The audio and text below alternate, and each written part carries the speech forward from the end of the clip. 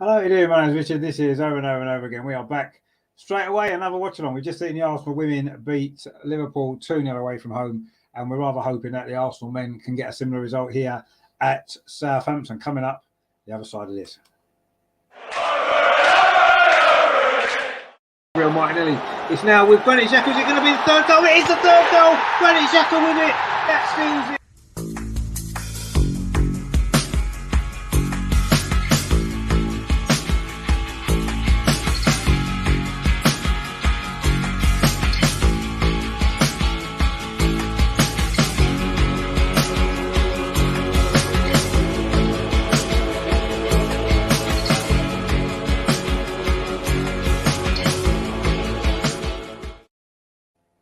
So we are off and underway at St Mary's. Arsenal in the all-black kit, attacking the goal 2 out right. The Arsenal lineup is the same as it's been. Arsenal coming forward straight away. A good save actually there from the Southampton goalkeeper, Gabriel Jesus. It was over on that far side. He was offside though. So the Arsenal lineup then, just to put you in the picture with that, it's Ramsdale in goal, the back four, Ben White, William Saliba, Gabriel and Tomiyasu playing left back again, as he has done in the last couple of Premier League games. Midfield, Xhaka, Partey and Odegaard in the number 10 position, and up front it's Saka, Martinelli either side of Jesus. It was Jesus had a shot there which was saved by the goalkeeper Bazuna there for Southampton. That's how they like it. Bazuna's in goal for them. They've got Kaleta, Salisu, Larius and Pokad as their defence. Ward-Prowse, Diallo and Aribo, and then up front Elianusi and the two Armstrong, Stewart and Adam. I say Arsenal in the black attacking the goal to our right, coming forward again on his near side with Ben White. He's got Bukayo Saka outside him, plays the ball inside the fullback looking for Saka. He's not going to get there. Good defending actually from Salisu there. Plays it to this near side of Southampton, trying to get the ball forward. Southampton are in their normal home kit of white shirts with a red kind of stripe down the middle, black shorts and white socks. I say Arsenal all in a black and gold. Today we have played nearly 2 minutes. We have played 2 minutes actually here at St Mary's. It is still Southampton 0, Arsenal 0. Looking to try to get that 4-point lead back at the top of the table. Rajendra says, hi Rajendra, good to see you again. Just in with us watching the women, of course, as well, just before. And Fred as well, he said, apparently Southampton have a few injuries, need to make the most of that and get 3 more points. Exactly, yeah. They've been a bit hit and miss, haven't they, Southampton this season? Very inconsistent. You're never really sure which Southampton team's going to turn up. Of course, we suffered here last season, didn't we? We lost that game 1-0, which was one of those costly defeats in the second part of the season that cost us the top 4. So we know what it's like here. We've lost there a few times. It was a long unbeaten run under Unai Emery that ended at the Dell, at St Mary's, wasn't it, against Southampton, if you remember. It's happened a few times, hasn't it? There was a long unbeaten run back in the Wenger days as well that ended at Southampton. So, yeah, it's not been a great ground for us over the years. We have enjoyed some good victories here as well, though. So let's hope we can enjoy one of those today. Saka now on his near side for Arsenal, trying to get the ball in to the box. It's a good cross towards the 6-yard box. Oh, just wide. Was it Gabriel came in there at the far post? Got a touch on it, Gabriel. Couldn't quite get the finish. And it's gone behind for a goal kick to Southampton. Great ball in there was from Bukayo Saka. Cut back in. Gabriel didn't quite get a touch on it. Had he done so, you'd imagine he would have scored from about 4 yards. But he couldn't quite get enough on it. He couldn't get anything on it at all. And it's gone behind for a goal kick to Southampton. Shane in the chat says, hi Richard, I actually feel nervous about today. Yeah, it's that sort of game, is it? It's that sort of place where, you know, we've played before and we know how difficult it is. We've had some difficult games here in the past, haven't we? So, yeah, it's a game that I'm a bit nervous about as well. We've certainly started the game pretty well on the front foot, actually, which is good to see. But we tend to start games well anyway, don't we? It's important that we try and take advantage of that. But it is a foul to Southampton, which we are going to have to deal with now.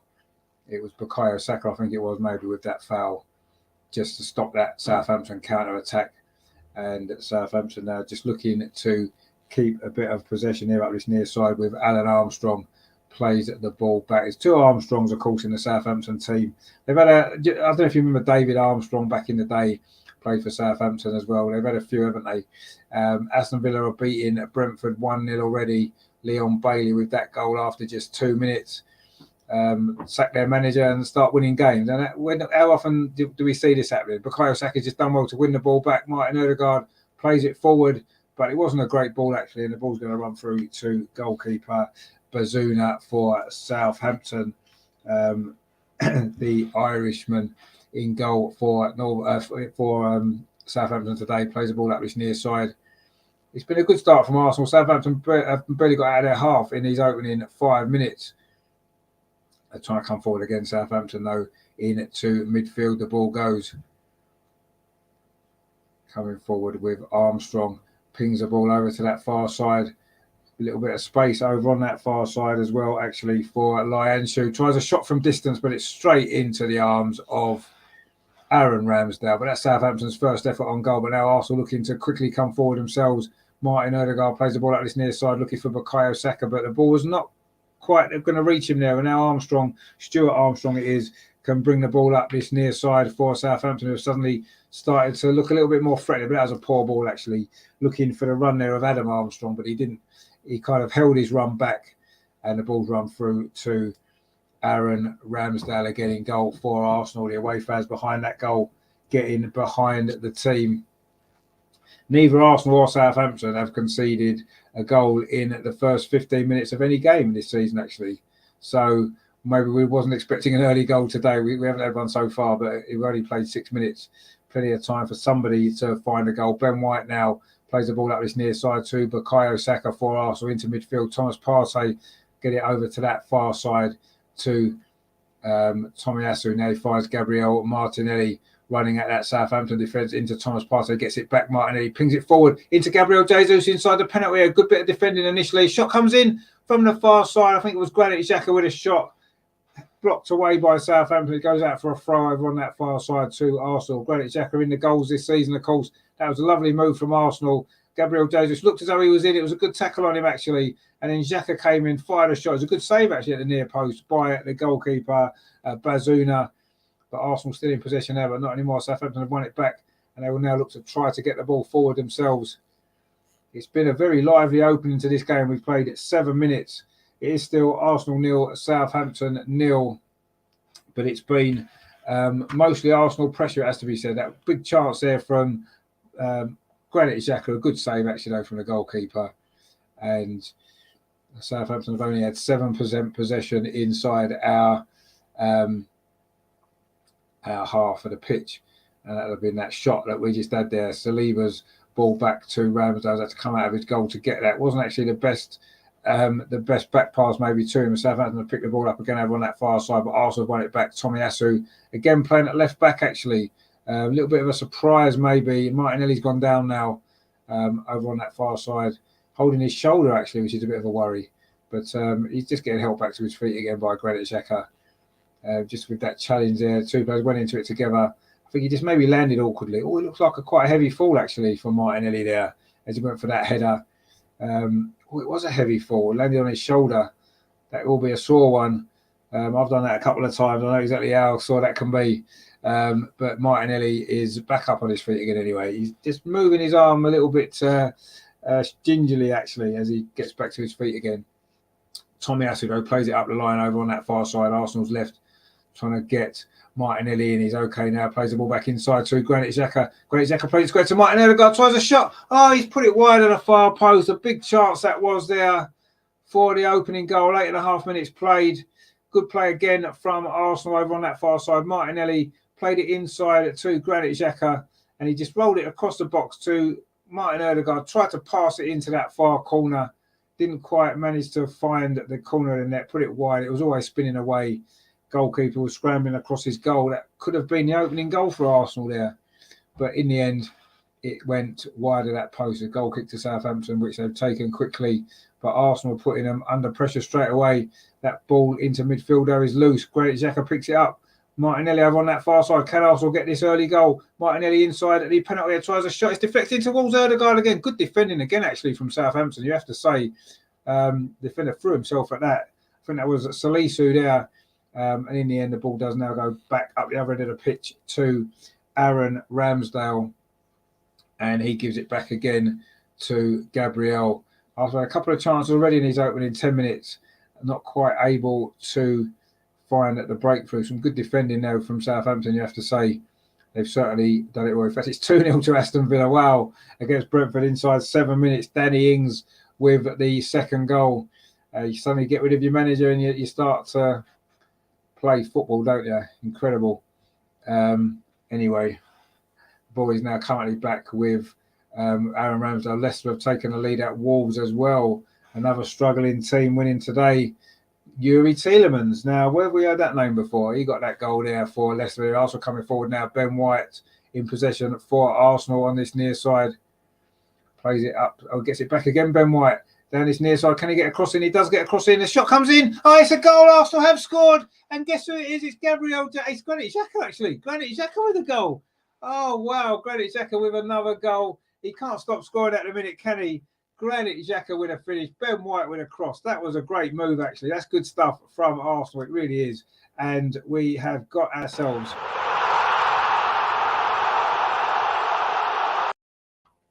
10 minutes played. And once again, it is.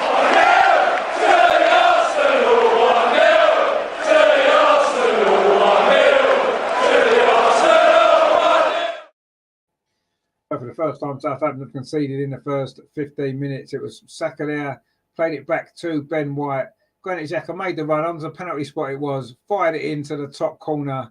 That is a great finish from Granit Xhaka. His second goal of the week. What a week he's having! Another goal with his right foot as well. Incredible. He hadn't scored one before. Now he's got 2 in 4 days with his right foot. Great finish there into the roof of the net. And it is 1-0 to Arsenal again. What a finish this is on the half volley with his right foot into the roof of the net. That is a brilliant goal. That is a brilliant finish from Granit Xhaka. And Arsenal lead. Fred says there, boom, Xhaka. Indeed, it is. Wow. Terry says, what a goal from Xhaka it was. Yeah, I say 2 right-footed goals from Xhaka in a row. That's incredible, isn't it? Shane says, was that with his right foot again? It was, yeah. 2 in 2 games. He hadn't scored one before with his right foot. Wow. Brilliant stuff. What a great goal that was. Granit Xhaka is definitely the man of the moment, isn't he? And again, he's got himself another goal, which is great to see. Southampton now they're looking to respond to going behind. It's the first time they've conceded in the opening 15 minutes, but Arsenal dominating this game, it has to be said.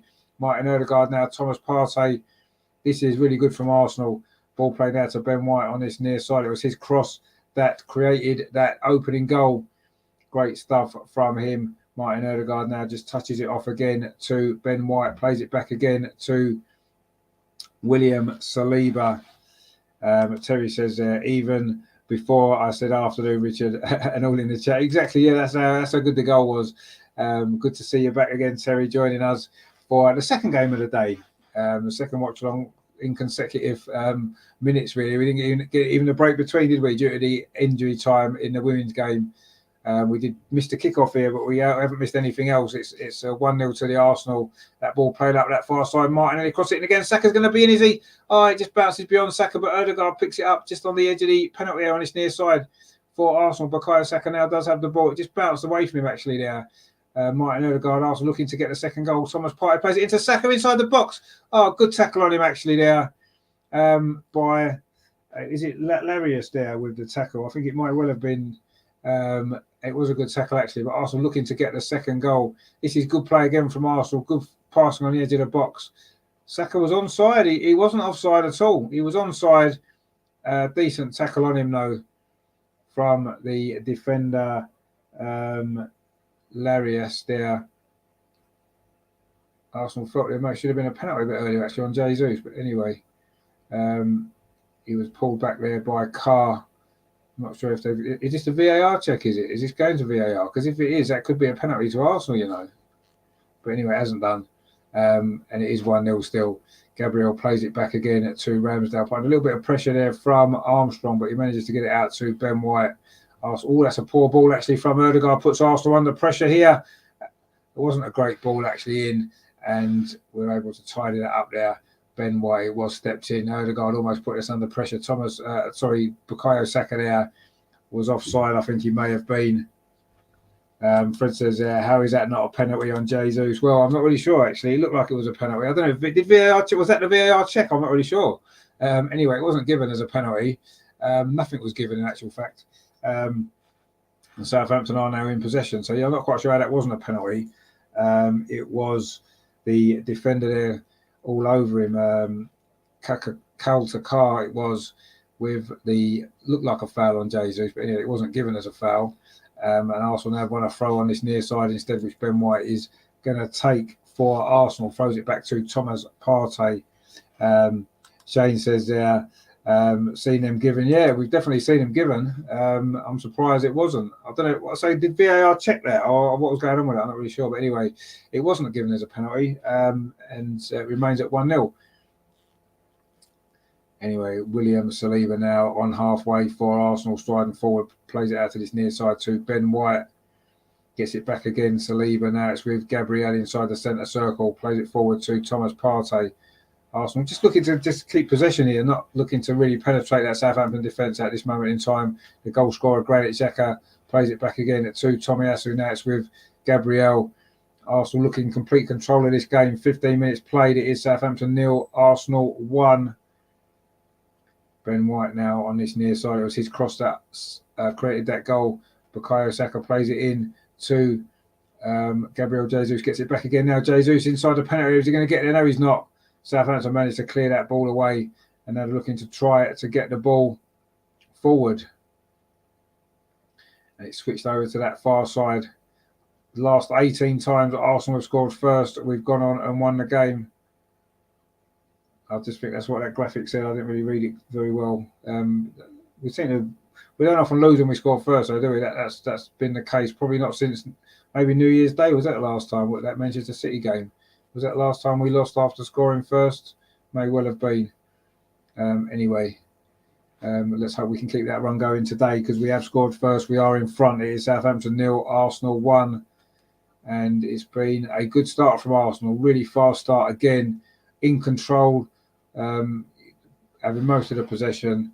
And we've had a couple of other chances as well. Granit Xhaka had actually been denied by goalkeeper Bazuna before he scored as well. And another goal from Xhaka with his right foot. He's making a habit of this, isn't he? You know, soon we'll be thinking he's actually a right-footed player. But anyway, that was a really good finish again on the half volley. Difficult to control a ball like that coming into the box at pace. Bounced just in front of him, but he got it away. You're not going to believe this score. Aston Villa 3, Brentford 0. Danny Ings with a penalty. This is incredible stuff, isn't it? That's incredible, that, when you look at it. Anyway, Arsenal 1-0 up. That's the main thing here. Good play again from Arsenal in midfield, but Southampton do manage to nick that ball back to goalkeeper Bazuna. He plays it square to Salisu, and Salisu there manages to win a throw there off Bukayo Saka. Put him under pressure there, Saka. He's had a good start to this game. Played really well, didn't he, in the Champions League game on the Europa League game, on Thursday against PSV. A good win that proved to be a difficult win, a difficult game, but a good win for Arsenal. And this would prove to be a really good win as well. If we can hold on, if we can get this job done. It's only 18 minutes played. It is 1-0 to Arsenal. Granit Xhaka, I say, with the goal. Very good goal it was. Ben White was set that goal up. He's now taking his throw on this near side, settling into that right back position, hasn't he? Really well. Gabriel now bringing the ball forward for Arsenal into Thomas Partey. Back again to Gabriel. Plays it square to William Saliba, and Ben White again for Arsenal. He's got Thomas Partey in midfield. Instead he goes back to Saliba. Now back to Gabriel. Arsenal just keeping possession, not really looking to do too much else at this moment in time. It has to be said, it's just getting the ball forward, playing the ball around. Now Ben White plays up the line to Bukayo Saka. Now it's inside to Martin Odegaard. It's just going to be the moment for Arsenal to spring forward and get this second goal. Now it goes back again to Thomas Partey. Plays it square to Tomiyasu. Plays it out to Granit Xhaka, the goal scorer. Now back in to Gabriel again. Arsenal just comfortable at this moment in time in possession of the ball. It finds Gabriel Jesus. And again, he's forced back to Tomiyasu. Tomiyasu now coming forward, plays it into Thomas Partey. Ben White's free on this near side, but that ball doesn't reach him. It's cut out, but it does only come back to Gabriel.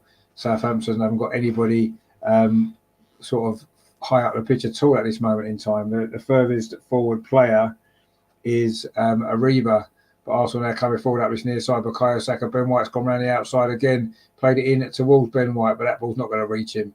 But Southampton almost make a meal of that, getting it clear, but they have now got the ball up the pitch a little bit higher. Now they are coming forward actually on the counter attack. Southampton, they've worked this quite well actually, it has to be said. Looked as though they were struggling at the beginning. It is Aribo now, plays it back again. But Southampton did well there. And they beat the Arsenal press, and they are still in possession, but it's still inside their own half. Steve says there, Arsenal should really win 3-0 if they don't muck around, even 4-0. Well, yeah, we should do, because we've got much better players than Southampton. But unfortunately, as we know, we've learned it so many times before, that's not how football works, is it? Always.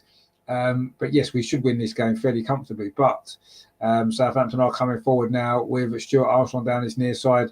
It's a good ball actually up the line. A cross comes in, deflected behind by Ben White. Is going to be a corner to Southampton. That counter attack there. We've played it 20 minutes. It is still Southampton 0, Arsenal 1. That early goal from Granit Xhaka. But Southampton do have a corner, and for all the possession that we've had, all the pressure that we've had, we've seen it happen so many times. It's only 1-0. You're always vulnerable at a set piece, aren't you? And they've got some big lads, Southampton. It has to be said, they do have some big players, and they're coming forward now, looking to try and get on the end of this corner. It's Ward-Prowse with it. We know how dangerous this set piece are. It's a good ball, headed out though well by the Arsenal defence, and we do manage to get that ball clear. I think it may well have been William Saliba with the header out. But Southampton are still in possession, looking to try and get themselves back into this game. Stuart Armstrong now dinks the ball over the top. It's flicked on. Oh, just flicked away actually there. It was El Elanusi trying to get in there. It was actually flicked away from him, and the ball went through to goalkeeper Aaron Ramsdale. Arsenal now looking to come forward again, but that ball's cut out. And Southampton now just trying to settle down into this game. They've not had a lot of possession yet, have they? Ward-Prowse is now on the ball inside the centre circle for Southampton. We know what his set pieces are like. Very, very good player, isn't he, James Ward-Prowse? He'll be wanting to go to the World Cup, won't he? Which starts, of course, in just a month's time. Well, who would have... I still can't get my head around a World Cup in November. Anyway, Leicester have added a second goal at Wolves. It is Harvey Barnes with it. And Leeds have taken lead against Fulham as well. Rodrigo with that one. So there's goals everywhere this afternoon in the 2 o'clock kickoff so far. And we're leading 1-0 as well. So lots and lots of goals today. Match of the day 2 could be interesting again, couldn't it? If this game carries on the way it's gone so far. Deepak says you watched India versus Pakistan. Unfortunately not. No, I was watching the Arsenal women earlier. I haven't watched any of the cricket, so I don't know what's going on there. But the Arsenal women had a good win, 2-0 away at Liverpool as well today. That was great. But no, I haven't watched the cricket, unfortunately. But it is going to be currently in this game a throw to Arsenal over on that far side. Ralph Hasenhüttl has won 92 of his 250 games in charge. And of course, they've suffered some big defeats under him as well, haven't they? But Southampton are coming forward now in a rare attack for them. Arsenal just look a little bit exposed for a minute there, but that shot comes in, it's deflected off Ben White. James Ward-Prowse does manage to keep the ball in, and he gets it back again. Ward-Prowse plays out this near side.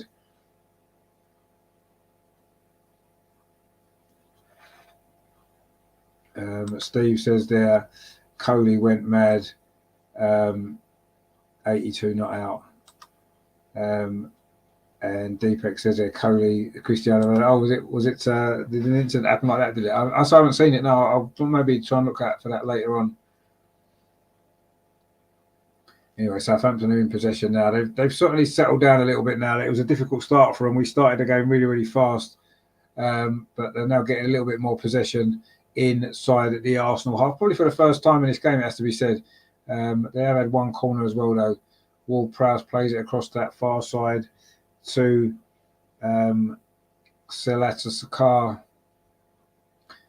And there's Arsenal coming forward, though, looking for a ball up that far side, looking for Granit Xhaka, but Southampton do win it back with James Ward-Prowse. That ball's cut out, though, and Ødegaard plays it forward for Gabriel Jesus just inside the penalty. It's going to be the moment for Gabriel Jesus. A shot. Oh, it looked like it had gone in, but it's gone into the side netting. It is going to be a goal kick to Southampton. Jesus not having much luck in front of goal. He's looking a little bit frustrated, actually. He's not been scoring as often in recent games as we maybe hoped he might. Good ball for Martin Ødegaard. He got inside the penalty area. Jesus twisted out, in and out, hit the side netting from a tight angle.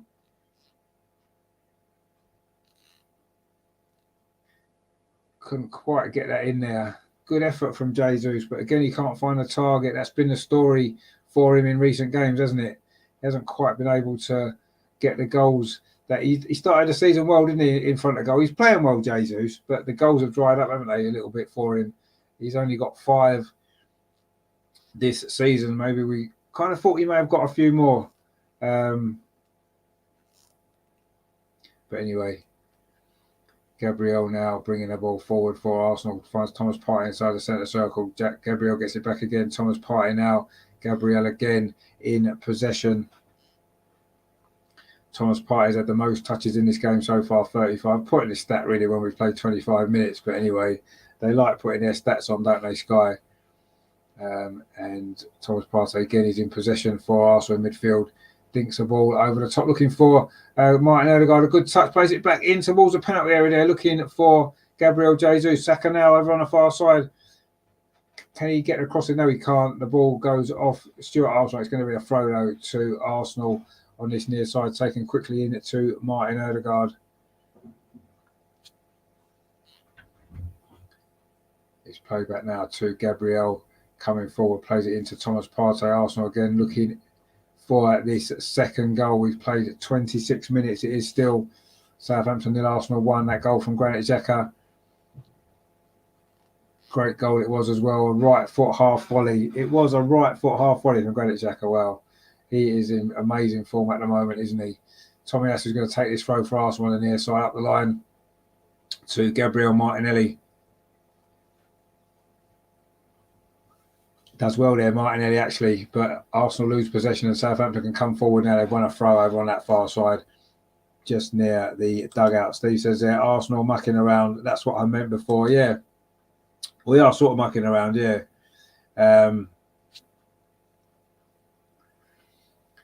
But anyway, it is a throw to Southampton. We are winning that 1-0, which is the main thing, let's be honest. But yeah, sometimes, you know, you need to finish these games off because they can come back and haunt you, can't they? Which we've seen plenty of times. And Southampton now won a free kick inside their own half. What a start from Aston Villa, actually, in that game today against Brentford. 3-0 up. Wow. Wonder what Steven Gerrard makes of that then. Anyway, Southampton are in possession again. The ball goes back to goalkeeper. Fulham have equalised at Leeds, actually. It's Mitrovic, and Arsenal come forward now looking for a second goal. Mitrovic it is with the goal for Fulham away at Leeds. Elanusi now on that far side for Southampton. This is looking lively here, but good block there from Tomiyasu. It comes back to Elanusi. James Ward-Prowse now. Southampton trying to find a way back into this game. It's been a tough start to them. Elanusi again over on that far side, twisting and turning past Tomiyasu, plays the ball into the edge of the box. This could be a dangerous moment. Southampton, the shot comes in, it's blocked. It was Adam Armstrong with that shot there. It was blocked by Gabriel, I think it was, just on the edge of the penalty area. And Arsenal managed to get that ball away. And now it's pinged by Tomiyasu up this near side, looking for Ben White, heads it on for Granit Xhaka. Ødegaard, gets it back again. Now Bukayo Saka's in. Can he get there? Bukayo Saka's got a clear run through on his Southampton goal. Cuts inside. Oh, he's brought down. Is he on the edge of the box? Referee says no. In fact, he's going to book Bukayo Saka for diving. Wow. I don't think that was a dive. I'm not sure if it was a foul. He seemed to run across the defender. Let's have a look at the replay. It was a good ball, actually, to put Bukayo Saka in. Cut inside. See, I don't know if that is a dive. I wouldn't. That's not a dive. I mean, when you look at it again, it kind of is. He was looking for the contact. He was looking for the contact, right? And that's exactly the same as the Bernardo Silva penalty yesterday for Manchester City. He put his leg out to initiate the contact. That's what Bukayo Saka did there. Exactly the same. And Man City get a penalty, and Bukayo Saka gets booked. Anyway. Fred says there, wow, ref, outrageous call. Terry says, book Saka for diving. What a joke. Yeah, well, I say, if that's a dive and he gets booked for diving, then Bernardo Silva's penalty yesterday was exactly the same. That was a dive. And most of Harry Kane's penalties that he wins are all dives. And Son. Do you know what I mean? And yes, he did leave his foot in there, Bukayo Saka, looking for the contact. He did. But we see that all the time, and it's not given. It's never given, is it? As a dive. So quite why it was for Saka there, I'm not sure. It was outside the box anyway, so it wouldn't have been a penalty. But anyway, it is a throw to Arsenal over on the far side, which Tomiyasu is going to take. We played nearly half an hour here at St Mary's. Southampton 0, Arsenal 1. Granit Xhaka with the goal. But we have started this game well. Actually, there's an injury now to Gabriel Jesus, is it? Holding the back of his head. His back, actually, right on halfway. Says he was elbowed in the back there. Didn't see what happened there. But anyway, Granit Xhaka's helping him back to his feet again. He's claiming that he was hitting the back. Let's have a look at this there. He jumped for the ball. Well, he did. It was a little nudge in his back. I think he's made more of that than needed to, actually, to be fair. It was 2 little digs at him, actually, as it goes. It was 2 little digs at him. But anyway, from Luciano, who's actually also Brazilian, isn't he? So they know each other, them two. Anyway, Arsenal have come over for all the players. We're getting a drinks break at the moment. Not quite sure why that's been brought in. But anyway, Shane says there, Man City got a penalty yesterday for the same thing, and Saka got booked. The rest were embarrassing. Yeah, exactly. Yeah, I just mentioned that one. Yeah, they did. It was the Bernardo Silva penalty, wasn't it? Exactly the same. So we see Harry Kane do it all the time, leaves his foot in to initiate contact. And to be honest with you, you've got to say that we want to cut that out of the game. We do, right? We do have to cut that out of the game. We don't want to see it. But you've got to be cutting out the game for everybody, not just booking an Arsenal player for doing it. It's got to be every player who does that should be booked for diving. And if they do that, then I don't think anybody would have any problem with it. I certainly wouldn't. I wouldn't have a problem with that at all, because we don't want to see that, do we? But you can't give Manchester City a penalty yesterday and give Tottenham numerous penalties for it. Liverpool as well with Salah, and book an Arsenal player for a dive or for that similar thing. So yeah, that's the problem for me, the inconsistency. Steve says there's a different rule book for each team. Yeah, there is, and it seems that each referee's got a different rule book as well. And I think that's something as well, isn't it? But yeah, I mean, it's the inconsistencies of it. That's the problem for me. And we want to see diving cut out of the game. We do, because it's horrible to see. We hate it, and yeah, but it needs to be for everybody, and that doesn't seem to be what's been happening. But let's see what happens. It'll be interesting to see what happens the next time one of those incidents happens. Bearing in mind, this is a new referee. I think it's Robert Jones, isn't it, the referee? He's more of a new referee. He's not one of the old school, is he? And maybe this might be the future, and they are going to start clamping down on these incidents. And if they do, if all referees are going to do it, fair enough. But yeah, it's that inconsistency, isn't it? But anyway, it is going to be a throw to Southampton in line with the Arsenal penalty. This is a dangerous moment maybe for Arsenal. Southampton look to get the equaliser before half-time. It's a long throw towards the near post. It wasn't that long, actually.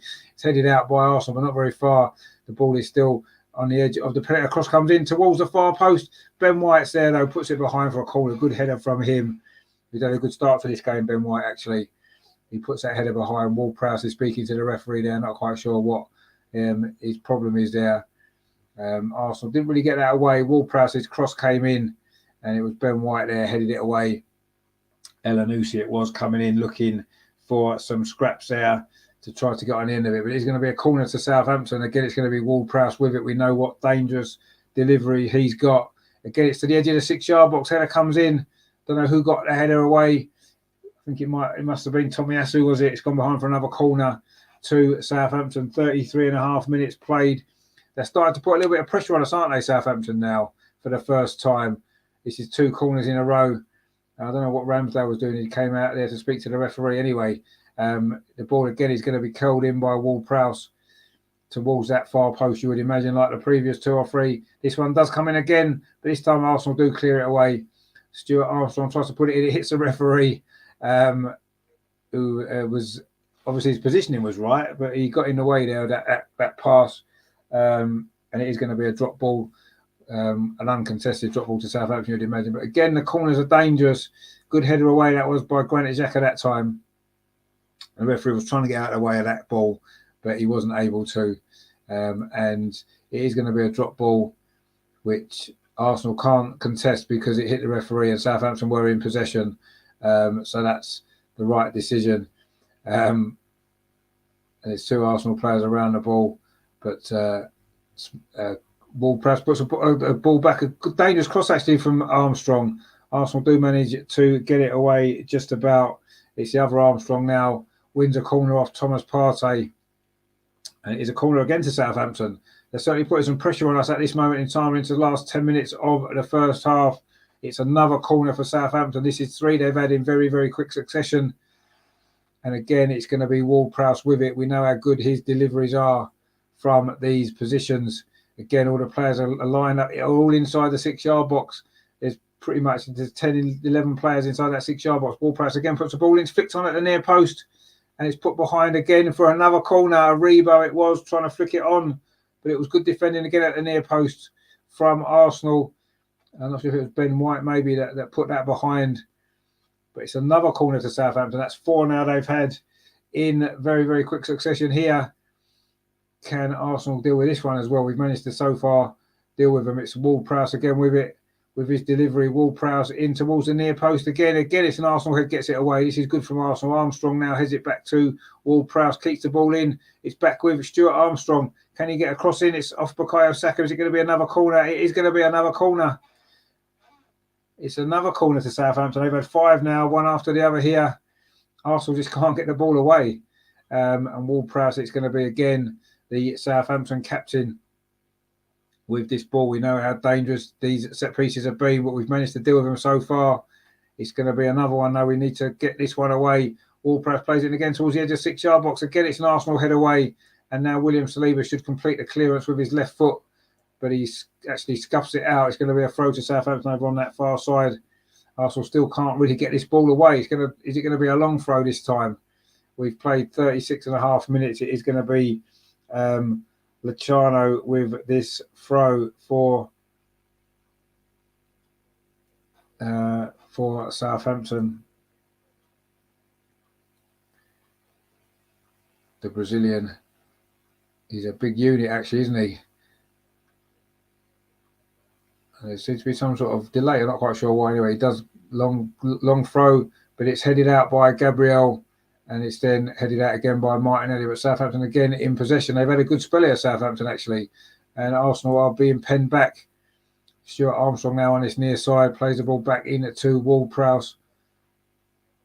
And Arsenal do finally get the ball out of their own half, or Southampton. We force them back into their own half, but they're still in possession. But that's a poor ball. Tomiyasu's cut that out, and he plays it in to Thomas Partey, and that ball goes off a Southampton player, and it is going to be a throw to Arsenal over on that far side. Finally, we've managed to ease that pressure that was building on our goal, and it is now back with William Saliba. Finds Ben White on his near side for Arsenal. As we count down the last few minutes here towards half time, it's been a very difficult first half. It's been a very difficult, last 10 minutes or so for Arsenal. We have got that goal. Our fast start to this game has faded somewhat in recent moments, but we're coming forward again up this near side. Bukayo Saka doing really well again, showing good strength. Was he fouled? The referee says no, and Southampton can bring the ball forward. Can they? No, they can't, because Thomas Partey is there. He's been good in this first half for Arsenal. Gabriel now plays it to Granit Xhaka, the goal scorer. Gives it to Tomiyasu, gets it back again. Granit Xhaka for Arsenal. Now Martinelli coming in off that left-hand side. It's a good run from Martinelli, a really good run. Can he get a shot? This will be a great goal. The shot's deflected wide. It beat the goalkeeper, but he got a deflection, took it wide. It's going to be a corner to Arsenal. What a run that was from Martinelli coming in from that left-hand side. Got past 2 or 3 challenges. The shot hit the defender, and it has gone behind for a corner to Arsenal. Really good stuff that was there from Martinelli. Great run from him. Trying to get that second goal before half-time, which would give us a lot more control of this game, which has been slipping away from us actually in recent times. Anyway, it's our first corner of the game. Southampton have had 6, Now it's Bukayo Saka with this one on this near side for Arsenal. Can we make our corner count? Southampton couldn't make any of theirs count. Can we get a goal from a set piece? It is going to be Bukayo Saka with it.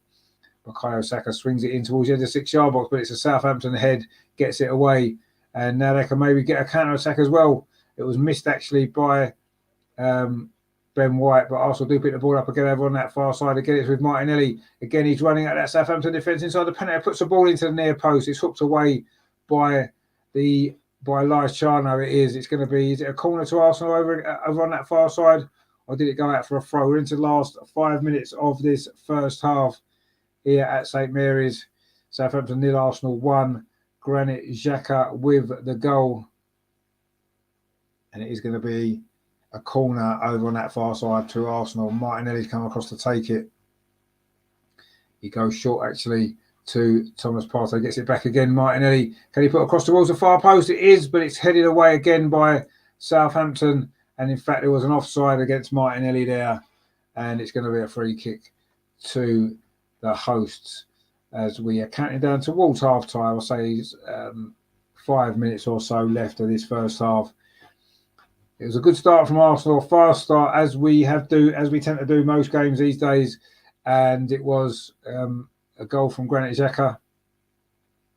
But Southampton have certainly come back into this game as this half's wore on, and they've had a lot of corners, but so far Ramsey hasn't really had a save to make, has he? Ball played now square to Gabriel inside the centre circle. Thomas Partey there out to Granit Xhaka. Now Tomiyasu plays it square to William Saliba. Plays the ball up his near side to Ben White. It was his cross. Of course, that led to the goal. Bukayo Saka now running at that Southampton defence. It's on the edge of the area. Bukayo Saka's shot. Again, that's deflected as well. It goes into the arms of goalkeeper Gavin Bazuna. And that comes to nothing. But again, it was a good run there from Saka, cutting in from that right-hand side onto his left foot. But he was crowded out on the edge of the box, and the shot was deflected comfortably into the arms of the Southampton goalkeeper. And he now goes long up that far side. Good header though from Tomiyasu. Southampton again pick the ball up though. Again, it's looking to get up that far side. Again, it's a good header from Tomiyasu. But again, Southampton win the second ball with Watchalong. Plays it up that far side, but that's gone out for a throw to Arsenal. Shane says, I don't like talking about VAR, but should they be looked at? The Jesus thing, there was a few elbows there. Yeah, I mean, I saw a comment the other day, actually, and I think it's right that VAR has made referees worse because it's almost like they feel as though it gets them out of trouble. You know, VAR is going to get them out of trouble if the referee misses something. But what VAR is supposed to be for, it's supposed to be there to correct decisions that the referee's got wrong. The referee's got to be brave and make the decisions that he sees as the right decisions, not just rely on VAR to back him up. And sometimes I feel that's what they are doing. They're almost scared to give a decision on the pitch because they don't want VAR to overrule them, maybe. But yeah, VAR's not worked, has it? It hasn't worked. It was a good experiment, maybe, and it was worth trying, but it hasn't worked. And I think it should be binned off, if I'm totally honest. Let's go back to where we were before. Where referees on the pitch refereed the game, and if they got decisions wrong, we accepted it. Bukayo Saka now plays the ball square to Granit Xhaka. Shot comes in from the edge of the box from was it Gabriel Jesus, but it was blocked again. Southampton defended well actually in this first half for the most part. We are now into the final 2 minutes of the half. The ball's played square now to William Saliba. William Saliba plays up this near side to Martin Ødegaard. Plays it into Bukayo Saka, gets it back again. Ødegaard, can he get a cross in? He plays it back again instead to Gabriel. Now Thomas Partey plays it to Granit Xhaka. Kicks it back again. Thomas Partey tries to thread the ball through for Jesus. It's actually fell to Jesus. Martin Ødegaard. Jesus. Now is it going to be 2-0? Good save. The follow-up comes in. No, it's not. It's well saved again. Arsenal still in possession. Now Martin Ødegaard. He's got Ben White outside him, inside the penalty. Ben White's pushed over there. Is that a penalty this time? No, it isn't. And Southampton cleared the ball away up this near side. That was a good save actually there from Bazuna, from Jesus. He just can't get a goal, can he, at the moment? Jesus. Good move though from Arsenal it was a bit lucky. He fell to him. A nice 1-2 with Erdegaard. A shot on the volley there from Jesus. It was quite close to the keeper, but it was a good save. Lovely ball back to him, though. And then Jesus on the volley. And a decent save, actually, from the goalkeeper. And then Southampton managed to scramble the ball clear with Salisu. But that was a good save, actually, there. A chance there for Arsenal to make it 2-0 right at the end of this first half. It's a free kick instead to Southampton. Goes long, but Gabriel's underneath that. Now Bukayo Saka. Granit Xhaka plays it back to Thomas Partey. And Arsenal just in control again. Tomiyasu now coming forward. Oh, that's rather over. Hit that ball. He was stretching for that. He did win the ball, but Southampton have got possession back again. We're going to find out how much stoppage time to play at the end of this first half. You would imagine there will be, I don't know, a couple of minutes or so, 2 or 3 maybe. Tomiyasu, though, gets the ball back to Aaron Ramsdale, and now it's with Thomas Partey into Bukayo Saka. Very central. Nice turn from him. We're just about to find out the stoppage time at the end of this first half. The ball's played in to Gabriel Jesus. He was fouled. It's going to be 2 minutes of stoppage time. We are into that now. Salisu it was with that foul. And it's going to be a free kick to Arsenal right at the very end of this first half, which is taken quickly. Crossover on that far side. Oh, it's just deflected away. Ben White trying to get hold of that ball there. Can he keep it in? No, he can't. And it is going to be a throw to Southampton. We've played 30 seconds of stoppage time at the end of this first half. And it is still Southampton 0, Arsenal 1. And it's been a decent first half from Arsenal, you have to say. And it is going to hopefully finish at half-time 1-0. But Southampton coming forward again, trying to get in behind that Arsenal defence with Aribo. Ben White's holding him up well. We're into the last few seconds of this first half. Southampton got a chance of day inside the penalty area. Shot comes in, it's deflected by Armstrong, it was, and Bukayo Saka it was doing his defensive duties. And now Arsenal are coming forward now. This will be the last attack of this first half. You would imagine Martinelli trying to go around the outside of Laiciano, but that's good play from him. In fact, there goes a half-time whistle. It is half-time here at St Mary's. It is Southampton 0, Arsenal 1. Granit Xhaka with the goal after 10 minutes.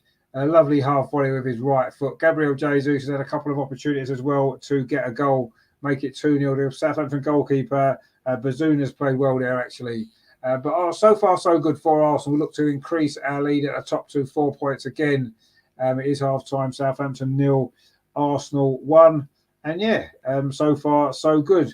We haven't maybe made the most of that fast start, have we? We've allowed Southampton back into the game a little bit, but we have still had 1 or 2 big chances ourselves, haven't we, to get the second goal, which you do feel. You don't think there's 2 or 3 goals in this Southampton team, do you? We'll be pretty happy with that. Terry says that first half flew past. It did fly past, yeah. It has actually flew past. It's half-time already. Well, and it is Southampton 0, Arsenal 1. Is it going to be another good Sunday for Arsenal? 2 wins, one for the women earlier on today at Liverpool, and Arsenal 1-0 up here at Southampton at half-time. Right, I've had a bit of a long stint here, actually. Nearly 3 hours already I've been, in fact, it is about 3 hours I've been live today without a break. So I'm going to go and get myself a cup of tea.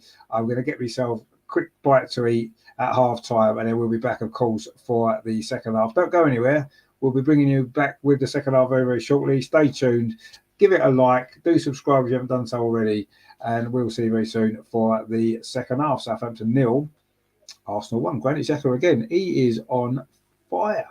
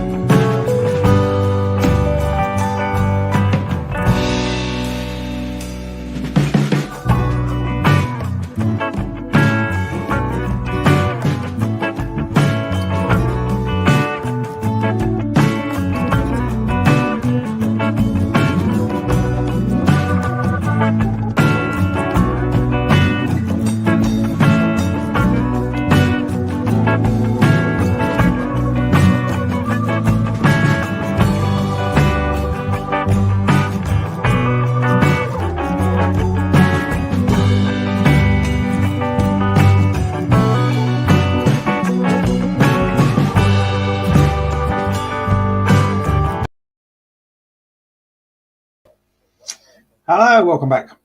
We are getting ready for the second half. Just had a little break there. It's been a long morning, afternoon so far for me. Been going over 3 hours without a break really. So I thought I'd use a half time to have a little break. I got myself a cup of tea. I just had a chocolate as well. It was a Yorkie actually, but other chocolates are available unless Yorkie want to sponsor the show. Now I've just been watching the half-time stuff on Sky, and what actually annoys me about Sky's coverage, right? And I don't know how you guys feel about it, but they've got plenty of money, they employ plenty of people, and yet when they're covering a game, like they've got the studio is in the Tottenham ground for the Tottenham Newcastle game later, rather than actually putting people in the studio in Southampton. Why couldn't they have done that as well? Surely they've got enough money, they've got enough presenters that are sitting about that they can actually have someone in the studio at Southampton for this game, rather than sitting in the Tottenham Stadium ready for the game that kicks off later and broadcasting from there. And this is one of the reasons why I detest Sky. One of the many reasons, but that's one of them in particular. It's like, give the game the full billing it deserves. At the minute it seems like, we're only really interested in the Tottenham game later, so we're going to stay in that stadium. We'll bring you the Southampton game because it's part of our agreement that we've got to show these games. But no, go to the stadium, actually travel there yourself, put a studio there, get your guys in that ground at the game you're showing, and have people at the Tottenham game as well when that game's on later on. That's what you should do. And that's another reason to hate Sky and what they bring to football or what they don't bring to football. Anyway, that's that little rant over with. But yeah, that to me, that's what they should do. They should, I bet they don't. I mean, I don't watch a lot of other sports on Sky because I wouldn't even watch football on Sky coverage of football if there was other coverage to watch really. But yeah, I don't know. I don't like that. Go to the ground, have your people at the ground that you're doing the game from, and do the same for your game you got on later. Do you know what I mean? It's not that hard, is it? You've got enough money to send people there. You've got enough presenters. You've got enough pundits. Just do that, really. But anyway, they haven't, and it almost feels like this game's an afterthought for them, and that's not right, is it? The channel's called Sky Main Event, or whatever it's called. Well, it's not the main event, is it? Because you're not that bothered about this game, are you? Because you've got your people stuck in the studio at Tottenham. So anyway, that game is on after this, but I won't be watching it because I'm not interested. Anyway, we are now getting ready for the second half of this game here. The other half-time scores: Aston Villa 3, Brentford 0, Leeds 1, Fulham 1, and Wolves 0, Leicester 2. So lots of goals in the various first halves there, up and down the country. And I say we've got Tottenham Newcastle to come later on as well. And tomorrow, of course, West Ham against Bournemouth is the final game, the Monday night game. But we're not going to be watching that, are we? Because we're going to be here doing the Arsenal review show, which is going to be good. We've got Tom joining us, we've got Steve joining us, and I think we've got Melvin joining us as well. Look back on this game, obviously at Southampton. Look back as well at the Europa League game against PSV last week, the upcoming game against PSV this week as well. And of course, next weekend, Nottingham Forest visiting the Emirates, aren't they? And of course, we saw what a great result they had yesterday against Liverpool. So yeah, this is all coming up on the channel tomorrow. On Tuesday, in fact, I don't think there's anything on Tuesday, is there, this week? I don't think we can do the Arsenal social on Tuesday this week, unfortunately. But Wednesday, Melvin's back with Highbury Matters. He's got a very, very special guest joining him for that one. So please join us for that. That's at 8 o'clock on Wednesday. Then on Thursday, we've got two watch-alongs again, one after the other. It is obviously the men's in the Europa League away at PSV. A point will win us the group.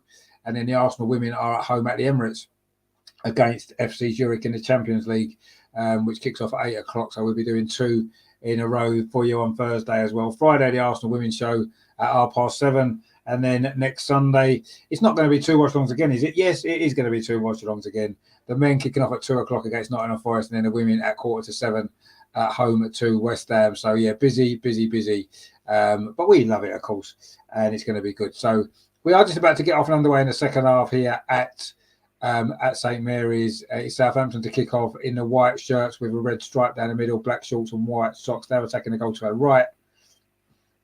Arsenal in all black with gold trim attacking the goal to our left, which is the end where the Arsenal fans are congregated. Of course, those familiar with the St Mary's Stadium, it is Southampton nil, Arsenal 1. Of course, that first half goal very early on in the game, 11 minutes played, when Granit Xhaka fired that in on a half volley from about 12 yards, which is in the same penalty where he's currently standing at the moment. Anyway, Southampton are just drying the ball actually over on that far side for what you'd assume is going to be a long throw into the Arsenal penalty area taken by Mohamed Salisu. And our Southampton going to pose us more problems from set pieces, which they had a lot of corners in that first half, didn't they? The long throw comes in towards the edge of the 6-yard box, headed away though by Gabriel. Only to the edge of the box, a shot comes in from James Ward-Prowse, I think it was. It wasn't actually. It was Perraud, who did score in midweek, didn't he? But that goes harmlessly wide.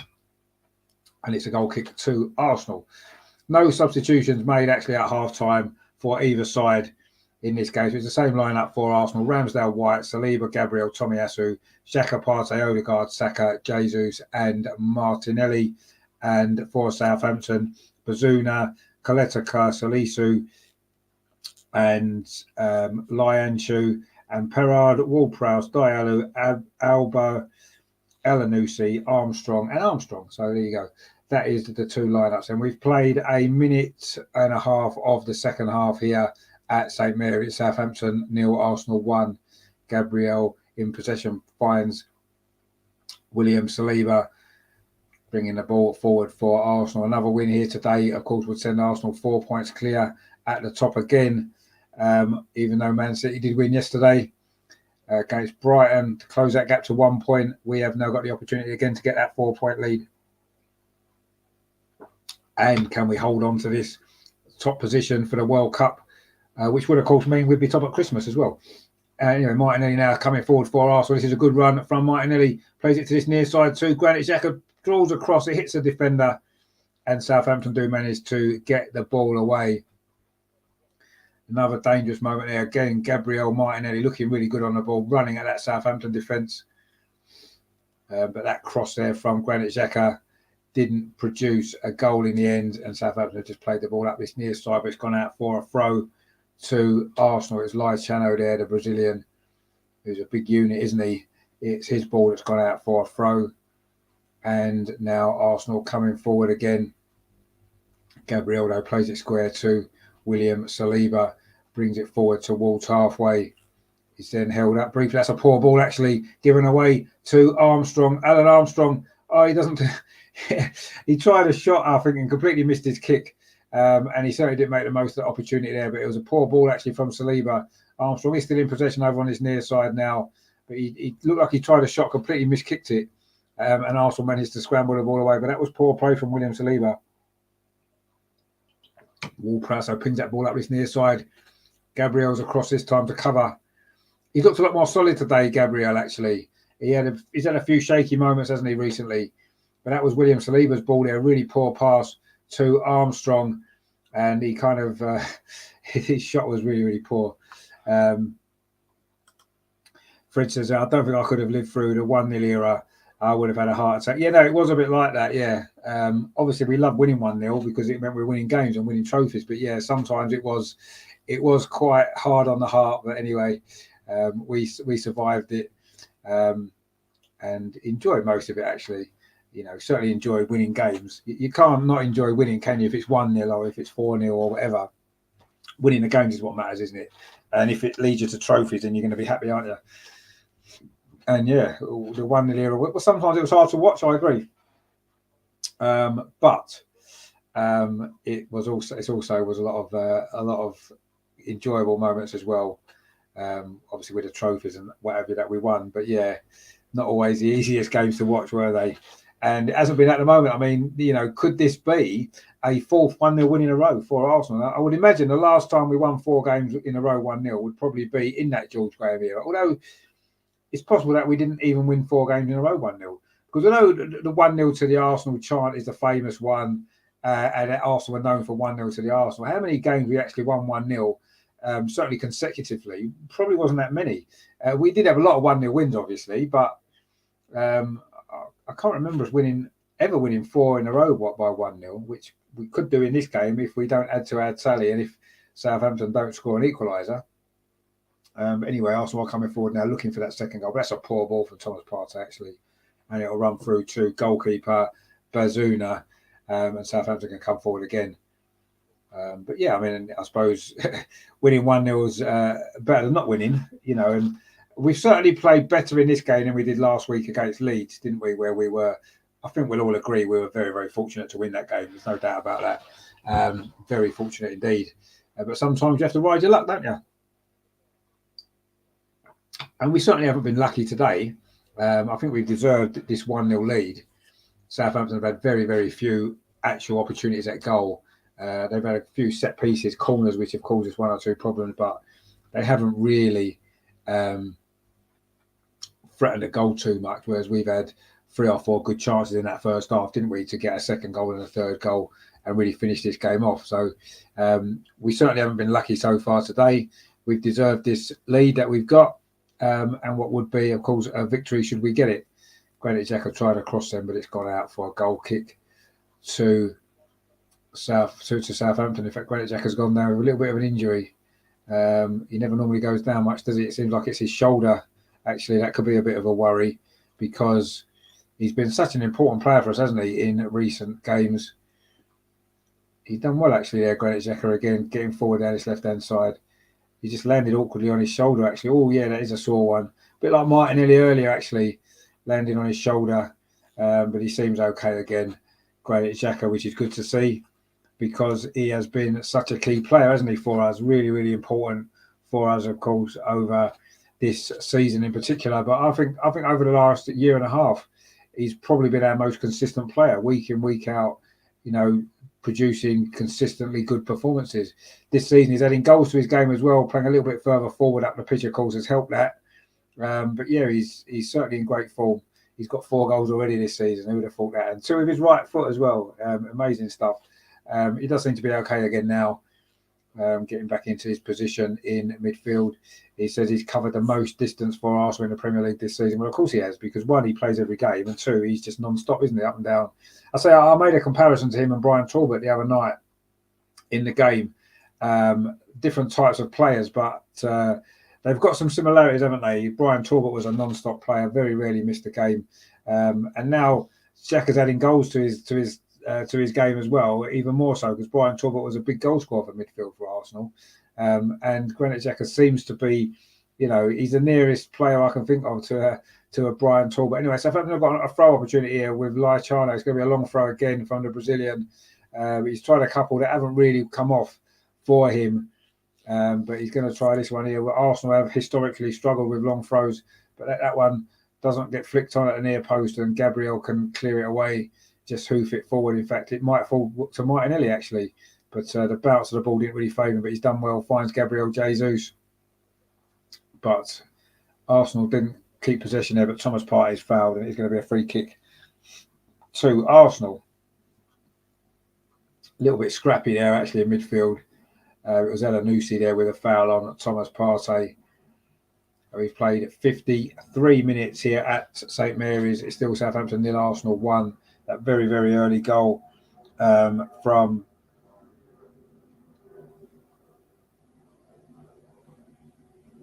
Granit Xhaka, of course, has given us that lead, which we could have maybe added to in that first half. In the second half, we haven't even threatened the Southampton goal at all. They've certainly come out looking a lot better.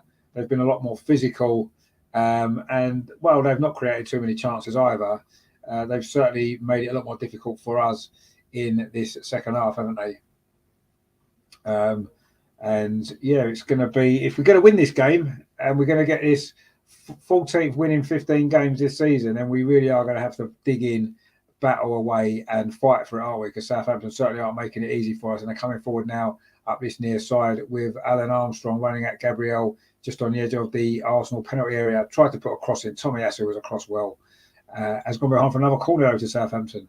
And I say we are going to have to dig in here and work for this victory if we are indeed going to get the victory. Well, you have to work for most of your victories these days, don't you? Nothing comes easy in the Premier League, certainly not. And we are going to have to work hard for this. But we have got a corner to defend now, which Ward-Prowse no doubt will take.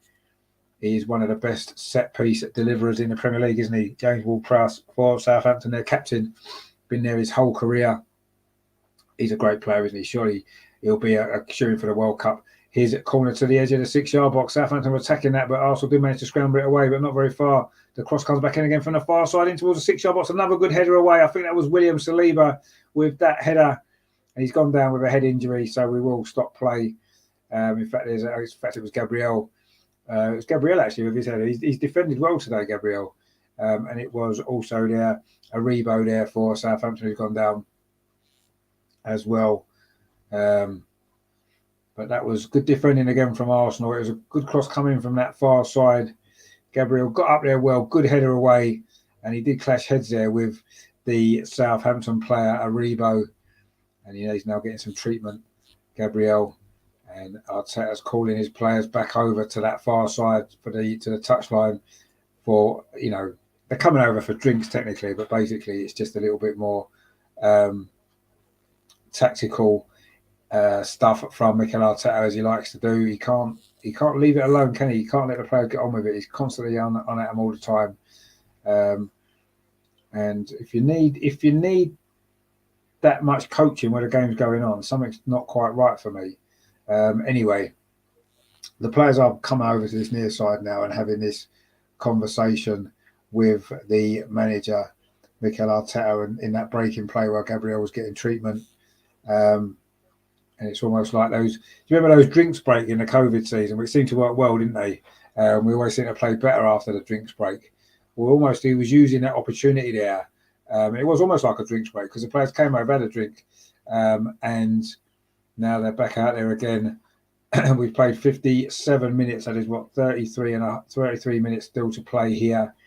It's going to be a big 33 minutes this for Arsenal. If we're going to win this game, we are going to have to work extremely hard to do so because Southampton are a strong physical team and they've certainly put it about in the second half so far, and causing us one or two little nervy moments. They haven't really had an opportunity to score a goal as such, but they've certainly caused us one or two anxieties here in this second half. Coming forward again down this far side, good play actually from Southampton, but that's not quite so good. And Saliba's come across there, puts it out for a throw to Arsenal. But they're certainly giving it a go, Southampton, in this second half. I don't know what Ralph Hasenhüttl said to him at half time, but he's certainly got them fired up. They're coming forward again over on that far side. Cross comes into the box. Everyone misses it. Oh, almost presented an opportunity to Elyounoussi, but Arsenal can bring the ball forward now with Martinelli, who was in the right place at the right time there to get that ball and get it clear, just as it looks as though an opportunity was going to present itself there to Mohamed Elyounoussi there at the far post. But Arsenal now picks up possession again. 58 minutes played. Southampton 0, Arsenal 1. And Arsenal messing around at the back a little bit there. Ben White almost got caught in possession by Stuart Armstrong, who's been lively for Southampton today, actually, Stuart Armstrong. He's had a good game. Ramsdale's put under pressure there, kicks it out. It's going to be a throw to Southampton deep in the Arsenal half. These are big moments in this game for Arsenal. We have to try and dig in here and find a way of surviving this. But there's a couple of mistakes at the back there, but in the end, Martinelli managed to bring the ball away. We got away with that last cross. A good ball into the box, actually. Elyounoussi coming in, couldn't quite get there. Had he connected with that Elyounoussi, it would have caused us a big problem. Actually, it's an Arsenal throw, which Ben White's taking now. Up that far side, but Southampton win the ball again. They're winning the ball back early in the second half.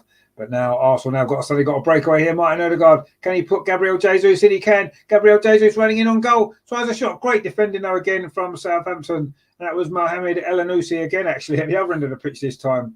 Gabriel Jesus again, not quite able to get a finish there. Good play from Arsenal. Martin Odegaard it was. Suddenly Jesus is clean through on goal. Looked as though he was going to get the wrong side of the defence there, but great defending from Elyounoussi. You have to say he did work really hard to get back, and he blocked that shot, which may well have been going into that bottom corner. But again, Jesus is denied. He hasn't scored since that game against Tottenham, of course. A month or so ago now, wasn't it? But it is a corner to Arsenal instead now, which Martinelli is going to take in towards the far post. Goalkeeper punches it clear, comes into the box. Saka shot just wide from Bukayo Saka from the edge of the box there. The corner was punched out by goalkeeper Basuna from just on the edge of the 6-yard box. It fell to Saka on the edge of the penalty area. Fired it straight back in with his left foot, but it went high and wide, actually. Couldn't get the direction on that. It was always curling away from the goal. Good opportunity, though, for Arsenal as we hit the hour mark here at St Mary's. It is still Arsenal winning 1-0. That first half goal, very early goal from Granit Xhaka. Is it going to be a fourth 1-0 win in a row for Arsenal in all competitions? 2 in the Premier League and 2 in the Europa League as well, of course. Or can we add more goals to this game in this second half, in the last half an hour that remain? But Southampton have been a lot better in the second half, you have to say.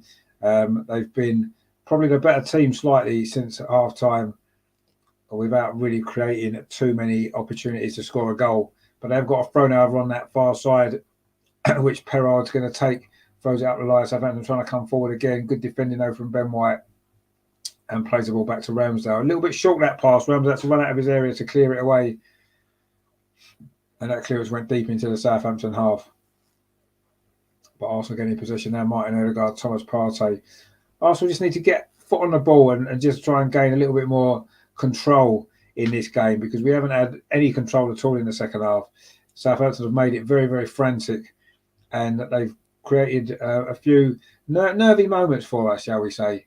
Bearing in mind what happened at Leeds a week ago, where we really did have a lot of nervy moments there, didn't we? But this game hasn't been quite as nervy as that. But anyway, William Saliba now plays it back to Gabriel. He's got Tomiyasu on this near side, playing left back again. The Japanese defender. That's a good ball through, is it? No, it isn't a good ball through at all. Looking for the run in behind of Jesus, but it was over hit and it's gone straight through to goalkeeper Basuna. We've played 62 minutes at St Mary's. It is still Southampton 0, Arsenal 1. That first half goal after just the 11 minutes from Granit Xhaka. A right foot volley it was as well. A fantastic goal, but that's the only goal of the game so far. So we have still got a lot of work to do here in this final 28 minutes if we're going to get this 14th victory in 15 games in all competitions this season. But we shall see what we can do. It's starting to get a little bit more tense now, isn't it? And it is a free kick, though, to Arsenal on that far side. It was an offside against Southampton just in that previous attack. William Saliba plays it into the centre circle to Tomiyasu. Plays it out to this near side to Gabriel. They like the left back to come into a midfield position, don't they, Arsenal now? Slightly tweaked the system this season, actually, with the signing of Zinchenko and Jesus. We've just slightly tweaked it a little bit, haven't we? Granit Xhaka's playing slightly further forward, slightly different role for the fullbacks as well. But obviously it's working because we keep winning games and we're winning this one. But Southampton are coming forward now, but that's overrun there by Laichano. He's been a strange player, actually. He looks good at times. He's a big lad, but sometimes he seems to find it struggle to do the simple things. Simple passes and stuff like that, he sometimes seems to mess up. But anyway, Gabriel Jesus has just fell awkwardly on his arm. He's got like a bit of a wrist problem, but he seems to be okay again. You have to say that defender, Saleta Carr, has done a good job actually on Gabriel Jesus today. He's a big lad as well. So they've got some big players, Southampton. And that's why it's been such a physical game in this second half for us. But so far we've stood up to it and we do still hold that lead. And we are now in possession. Tomiyasu plays it square to Thomas Partey in midfield.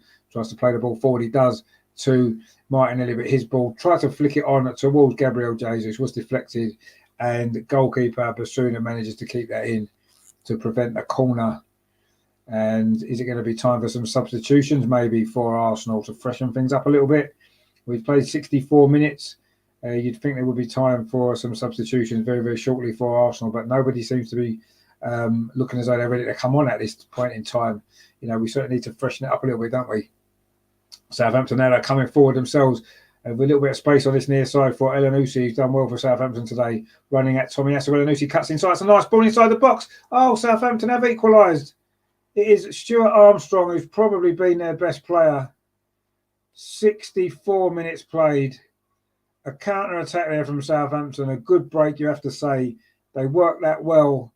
And it was Elanusi on this near side, a lovely reverse pass through, and a good finish from Stuart Armstrong. We've conceded a goal for the first time in a while.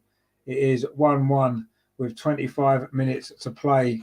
And you have to say that goal's almost, you've always felt as though that goal was coming from Southampton. You know, we haven't been anywhere near as good in this second half. It was a nice break. Elanusi, what a great run from Stuart Armstrong from midfield. A lovely first time finish across Aaron Ramsdale as well. And it is now 1-1. So, yeah, disappointing goal to concede that was from Arsenal, but lessons haven't been learned. You know, we hadn't really got to grips with the second half at all. Terry says there, this reminds me of the Fulham game. Southampton looked like they could score, and then Terry says, spoke too soon, 1-1, yeah. A breakaway, a counter-attack, and a good third-man run from Stuart Armstrong, who's been, I think he's been their best player today. I did say that before. And he's got the goal. And our run of wins is now under threat. But what we've seen this season, when Arsenal conceded a goal, we have tended to respond very, very quickly and got a goal very quickly back. And that's what we need to do now, because this second half has been very, very difficult for Arsenal. And now we need to find something extra. Maybe now is the time for the substitutions. You know, we were just saying it maybe needed freshening up, and that was why. And we've been punished for. I mean, it was good play from Southampton. You have to say it was a well-worked counter-attack and a well-worked goal. But we had a few warnings. We've had a few warnings before in the second half. Tomiyasu is actually running into trouble. He has run into trouble. And Southampton now looking to come forward again with Elanusi, who set up that goal. He's looking to set up another one now. Tomiyasu really, really struggled there. He done too much, ran into trouble. And then Ward-Prowse is going to whip across in. It's cleared away, but it comes back to Elanusi on this near side. Arsenal still haven't dealt with this. Southampton have certainly got their tails up since the goal. Ward-Prowse again whips in across to the far post. There's no Southampton player there. But Arsenal maybe panic a little bit. And they've still got the ball. A shot from the edge of the box. Just wide. That was close there from Perraud, who did score in midweek, of course, for Southampton. He came close again there. Arsenal are rocking and now a little bit here. A bit similar to the game last week at Leeds, wasn't it, in the second half? He got hold of that there, but it was always going away from the goal. The right back for Southampton, left back, sorry, for Southampton. Good shot there from Perraud, the Frenchman, but it went wide. And Arsenal sort of hanging on a little bit here. Villa have got a fourth goal against Brentford. Ollie Watkins with it there. It is 4-0 there. But Arsenal, it's 0-0. And Leicester have got a third goal at Wolves as well. James Maddison with that one. And Leicester have scored. But Arsenal now been pegged back by Southampton. We haven't had many draws, actually, have we, in the last two seasons? We had two draws. Was it 2 or 3 draws in the whole of last season? We haven't had a draw yet this season. We don't draw many games, do we? We either win or we lose. But this one is a draw at the moment, and the way the second half's going, we'd probably almost take that at the minute, the way we've been playing in the second half. You know, Steve says they're rubbish. Yeah, it's not been great this second half, it has to be said. But you know, give credit to Southampton, because they've really come at us and they've caused us some problems. And I say they fully deserve that goal. And I think Arsenal are now looking at getting the substitutions done. Arteta is responding to that goal. Steve says there, Arsenal playing games stuffed around again. Yeah, we are. Anyway, it looks like the substitutions are going to be made. Eddie Nketiah is certainly going to be one of them coming on. Kieran Tierney and Manquillos are also warming up. I'm not sure whether all of those will come on. But yeah, I think Tomiyasu is struggling at left back. I think that experiment hasn't really worked. Southampton again have shown strength to win the ball back. They're coming forward again. Southampton now looking dangerous here. A crossing, they've won another corner. Perraud again getting forward down his near side. And Odegaard's gone down with a little bit of an injury as well. Maybe has he been winded? I'm not quite sure. But anyway, it's going to be a corner to Southampton. We've got, 20 minutes to play, or just over 20 minutes to play here at St Mary's, and it's going to be a tough 20 minutes. Remember, of course, we did lose this game last season, didn't we? Which started us off on the cycle that ended with us dropping out of the top 4. Let's hope this isn't going to be the start of a similar run this season. But Southampton have got themselves back in this, and it's now a corner with James Ward-Prowse. We know how dangerous it is that set pieces are. Again, it's towards the far post. There's no Southampton player there, actually. It's headed away by William Saliba. Again, Arsenal don't really get it away. An overhead kick that could have gone anywhere. It's actually gone all the way over to the far side to James Ward-Prowse again, who's done well to get himself onside. Nice back heel, actually. Southampton still coming forward. Ball out into the penalty, pulled back. It's shot inside the box. The shot comes in straight at Ramsdale. Arsenal are rocking here. Really, really hanging on. And that shot there was straight at the goalkeeper. Terry says it looks like Eddie and KT coming on. Yeah, it does look like it. Yeah, I would imagine Tommy Asu is going to go off because he's been struggling at left back in the second half really badly, actually. And Jesus hasn't had his best game either, has he? So I don't know whether Jesus is going to go off. He's just got another knock, actually. They've certainly roughed him up a bit, haven't they, Southampton? But he does like to make the meal of things, doesn't he, Jesus? And he's rubbing his ear there. He's going to be a free kick to Arsenal. And the substitutions now are going to be made. In fact, Martinelli's coming off. He's had a good game, Martinelli, actually. Anyway, Martinelli's coming off. He's not been quite so effective in the second half, but at least he was prepared to run at that Southampton defence. But Martinelli's going off, and Eddie Nketiah is coming on. I would have took Jesus off personally, but anyway. And Kieran Tierney's coming on, and I'm assuming it was Tommy Asu that went off. I haven't seen who's gone off there, actually, but you would imagine it would be. Oh, it's actually Ben White. It's Ben White that's gone off. So Tommy Asu is going to come back across to the right back position. Kieran Tierney's going to drop in at left back. And Tommy Asu stays on. And Ben White had a good game as well, actually. But anyway, who are we to question Arteta's decisions? But he's made a couple of big ones here. Eddie's on for Martinelli and Kieran Tierney's on for Ben White. That free kick, though, wasn't great from Arsenal. But Kieran Tierney's first action is to loft the ball into the penalty. Looking for Eddie Nketiah, actually. But Southampton do clear. But Kieran Tierney's on the ball again now. But Southampton will clear that away. In fact, it's going to be a throw to Southampton in this bottom corner on this near side.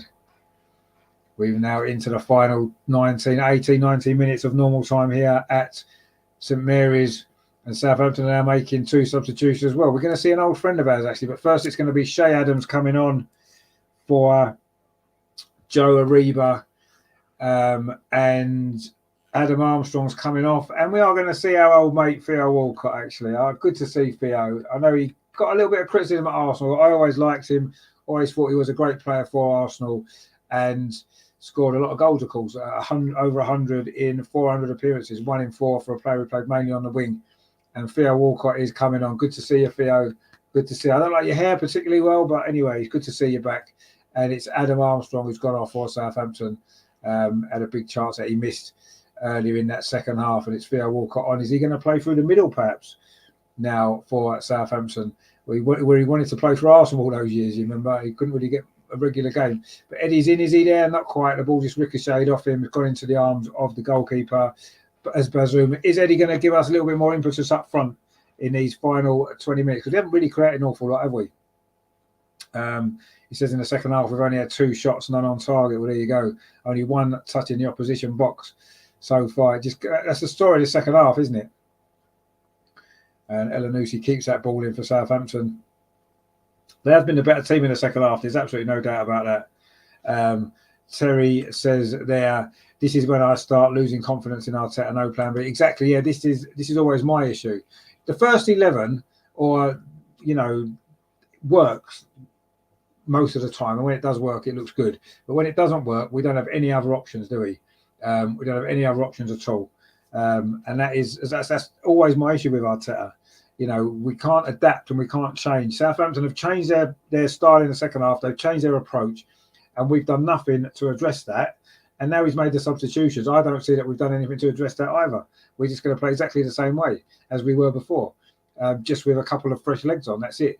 And Southampton have been the much better team. Theo there gets his first touch, flicks it on. He's now chasing it.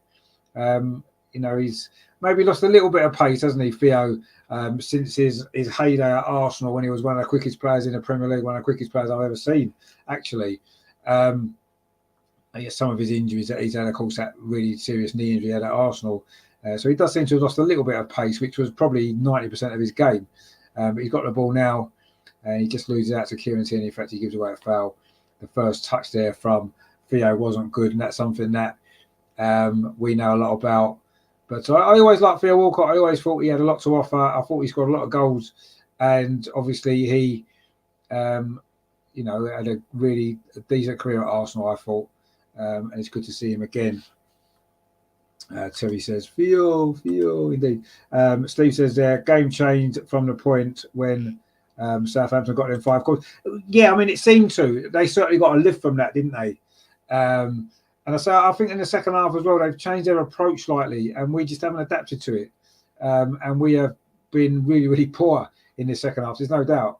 And Southampton fully deserved their equaliser and fully deserve at this moment in time to get something out of this game. But it could be a big finish, Marcel. Into the last 15 minutes, Eddie Nketiah trying to work hard there to win the ball back for Arsenal off of Watchalong there. And he does well initially, the Brazilian, but Arsenal do pick the ball up now with Granit Xhaka. Can we get the second goal to go back in front again in these last 15 minutes that remain? We started the game well. Can we finish the game well? Because the rest of it in the middle hasn't been that good. Anyway, Arsenal trying to come forward over on that far side with Bukayo Saka, but Southampton again win the ball back. They have been very, very physical in this game. You have to say, really physical, and we have struggled to cope. But we have won a free kick over on that far side. Thomas Partey now hasn't had any influence in the second half. Very good in the first half, he was. Same for Granit Xhaka, actually. He's on the ball now. Xhaka trying to find a pass. Instead, he just goes out to that far side to Tomiyasu, and he finds Martin Ødegaard back into William Saliba. This is one of the best spells of possession that we've had in this second half, actually. We're coming forward again now. Eddie Nketiah finds Kieran Tierney on his near side, plays it back towards the edge of the penalty. Granit Xhaka swings across in. It goes all the way across to the far post. Can Gabriel Jesus keep it in? I think he just about did then. It looked like he may have gone out, actually. Anyway, Arsenal are still in possession. Martin Ødegaard chips across towards the far post. Kieran Tierney's there. Can't do anything with that. And now Southampton have got the ball clear. Theo Walcott, actually, he maybe has still got some pace. Coming forward on this near side, Theo plays it back to James Ward-Prowse. Kieran Tierney still down at the other end of the pitch. The play carries on. James Ward-Prowse again in possession on halfway. Looked to ping the ball up to Elanusi, but changed his mind and instead goes back.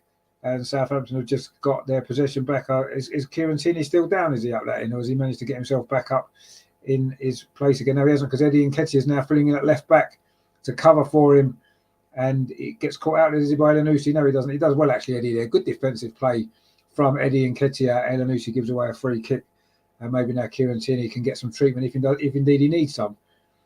But the Arsenal fans behind the goal seemed to be thinking about a penalty. Anyway, the referee's coming over to the near side here. He's having a word with the Arsenal. In fact, there's a yellow card there for the Arsenal, one of the Arsenal coaches.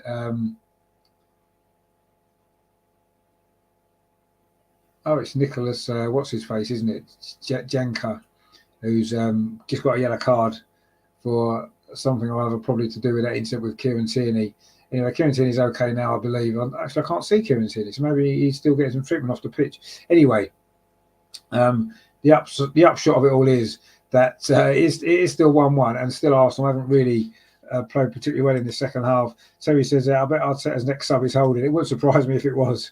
Although usually that's when we're 1-0 up, isn't it? And he comes on for the last 5 minutes to shore it up. Because it's 1-1, you would imagine that we'd be looking at trying to win this game. It hasn't been the best performance, but, these are the games where, last week at Leeds, we managed to somehow win that game. And we maybe need to try and find a way here to win this game. Kieran Tierney now getting forward down his left-hand side. Kieran Tierney inside the penalty area. Can he get to the byline? Pulls it back. It's going to be a goal. It is a goal. Martin Ødegaard with it. In fact, it isn't. It's been disallowed. It's been disallowed. Did the ball go out of play? I think it might have gone out of play before Kieran Tierney pulled it back. It was Martin Ødegaard made that run into the box. We'll see here. Yes, it did go out of play. You can clearly see on the replay. Good finish from Martin Ødegaard, actually, from about 12 yards. Virtually the same position that Xhaka scored from. But the ball did go out of play. Almost a late winner there for Arsenal. Kieran Tierney did well down that left-hand side, but the ball just ran out of play before he managed to pull it back for Ødegaard to smash into the top corner from 12 yards. And Arsenal have to go again. It was out of play, quite a way out, actually. A good yard out over the line. A good pullback and a good finish, but unfortunately it doesn't count, and we're still at 1-1. Briefly, we were 1-0 up. Terry says Ødegaard 2-0. It isn't, mate. It's got disallowed. Southampton now made a sub. Stuart Armstrong's gone off, their goal scorer. Samuel Edozi's come on. So we've got a Nketiah and we've got an Ndozi.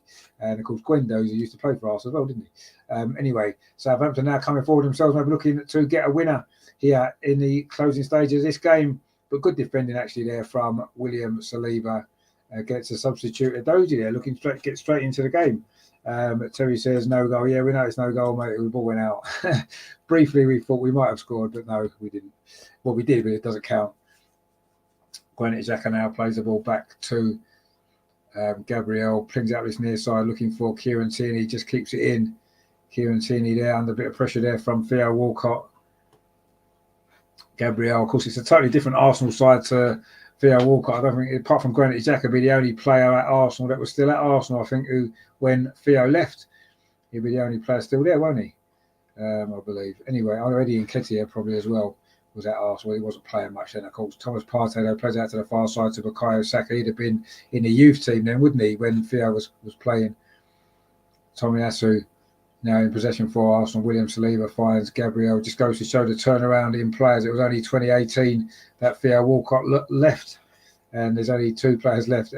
One of them, Eddie Nketiah, now in possession. Of course, he actually probably hadn't even made his debut then, Eddie Nketiah. Anyway, Eddie Nketiah now in the box. Is he going to get the goal? Oh, pulls his shot wide.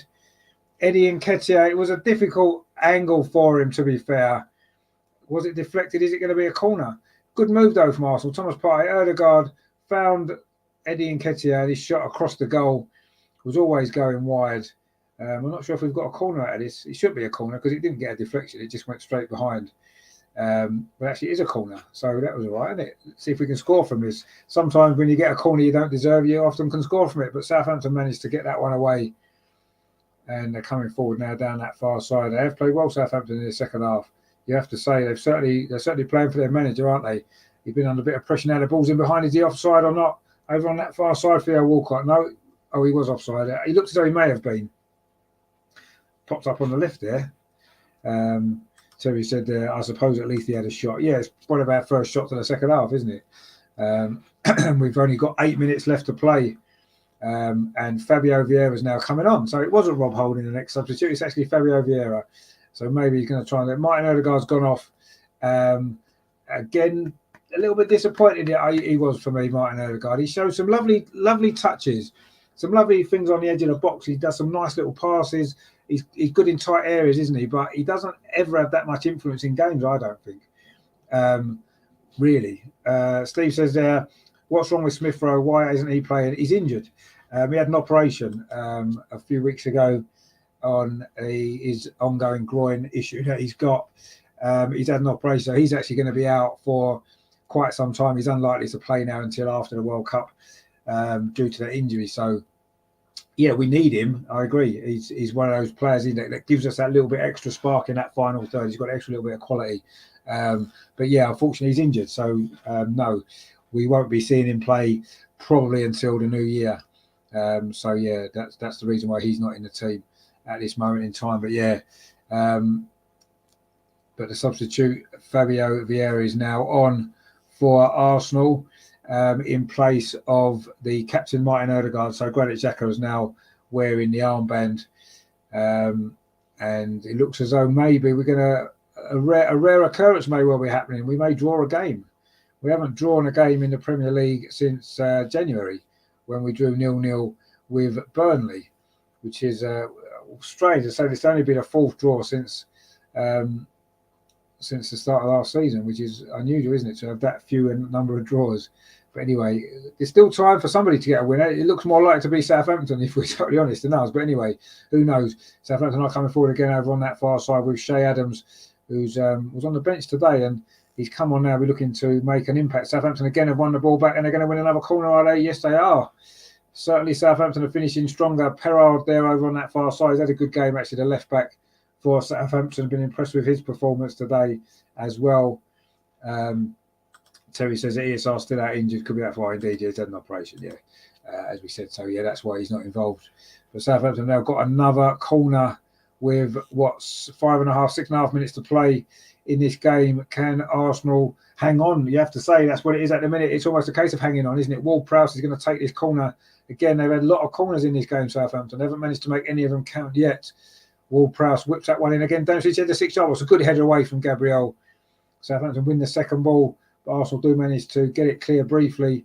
But again, we don't really get the ball away too far. Southampton working hard to try to get it back. And they do keep possession now, Southampton. Theo Walcott now on this near side. Can he get across in? He can. All the way across the box. Nobody there. Kieran Tierney luckily manages to hoof that clear into the Southampton half. But Arsenal are hanging on here in these final 5 minutes for what would be, you have to say, a point. It was probably the most that we deserve in this game, really. Southampton coming forward again. They did beat Chelsea here, do you remember, coming from behind. Are they going to do the same against Arsenal? They've certainly looked the most likely team in these closing stages here today to get the winning goal, if anybody's going to. Good play there, though, in midfield from Gabriel Jesus, and Fabio Vieira has now won a free kick for Arsenal. 4.5 minutes of normal time remaining. Terry says, was it the Man U game? Yeah, I think it might have been, yeah. Anyway, Willian's just scored for Fulham, by the way. Fulham are now 3-1 up at Leeds. Makes our 1-0 victory there into perspective a little bit, doesn't it? It's 3-1 to Fulham. Willian with their third goal. They went 1-0 down there, didn't they, actually? Fulham, they've come back well. They've done well, actually, Fulham, haven't they, so far this season? They've been a bit of a yo-yo side, haven't they, in recent years? But they have certainly doing well so far this season under Marco Silva. Anyway, Southampton are now coming forward over on that far side. It's a good run, actually, a very good run by the substitute Nduzi there. Really, really good stuff from him. In the end, Arsenal do manage to win the ball back. We just need to calm this down now. Maybe take the draw. I know we want to win the game, but sometimes you have to accept a draw, and that's what we may have to do here today. We've lost the ball again, actually. Eddie Nketiah loses out, and Southampton with Theo Walcott on this near side. He's got Ward-Prowse ahead of him. Theo Walcott instead goes back, and Southampton keep possession. Yeah, I think maybe just look at trying to keep hold of the draw now. And you have to say that's the least we probably deserve. The most we probably deserve from this game. Not a great performance at all for Arsenal. Definitely run out of steam the longer the game's gone on after a bright start, a really good start, actually. Thomas Partey now, though, maybe we can find a way to win. Perhaps we've managed to find a way to win a lot of games this season, but Southampton have picked the ball up again. We're looking very, very leggy now, you have to say. And Southampton are looking to, I think Southampton believe they can still win this. And they're coming forward again. There's a lot of space on this near side for Elanusi. It was his assist for their equaliser, scored by Stuart Armstrong midway through this second half. And that is how the scoreline remains. Arsenal as being held here at St Mary's, one of our bogey grounds. Well, it certainly has been over the years, hasn't it? We've had a lot of defeats. And suddenly the ball breaks for Southampton down on that far side. But no, they don't, because the referee's called the game back. I'm not quite sure. Oh, it was an offside, actually. It was an offside against Perraud there.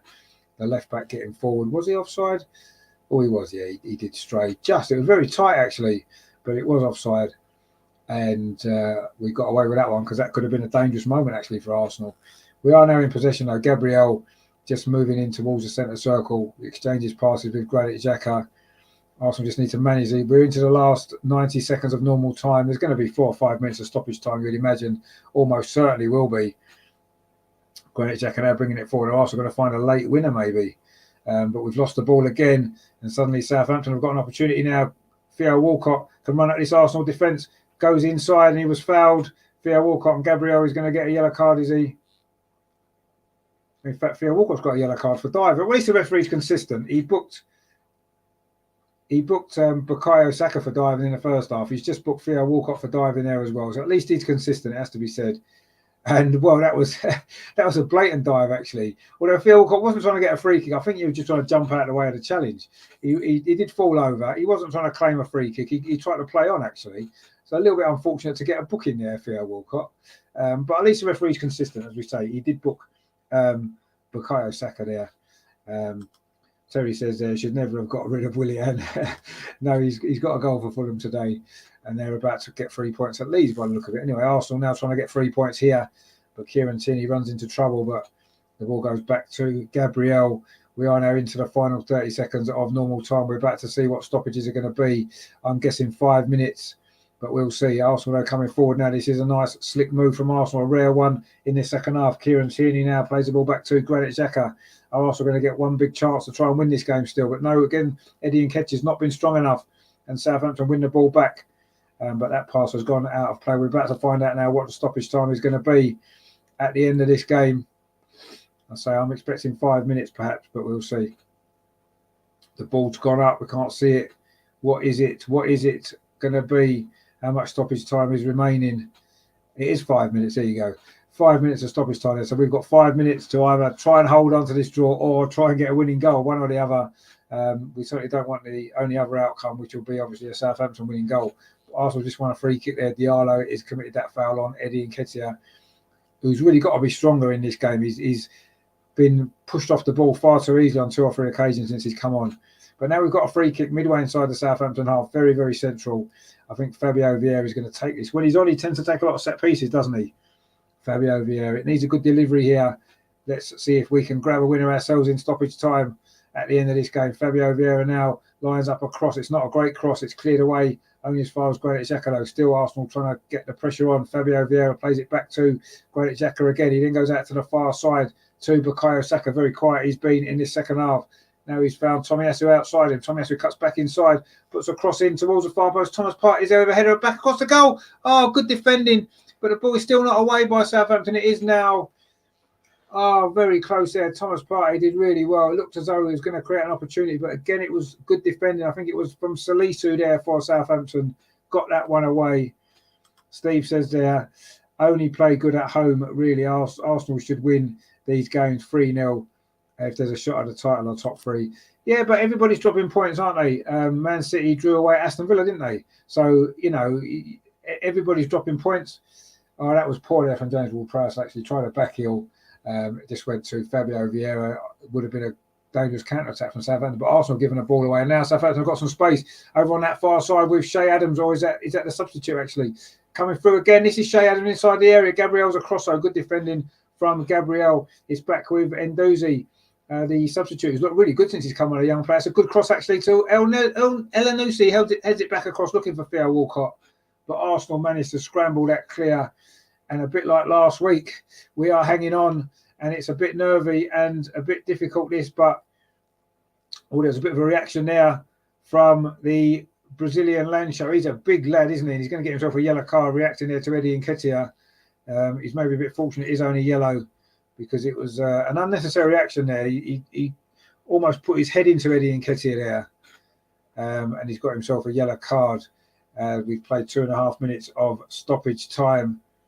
It was a pull back there from Eddie Nketiah, and he didn't like it, did he, the Brazilian? His reaction there has got him a yellow card. A silly reaction there it was. He won the free kick.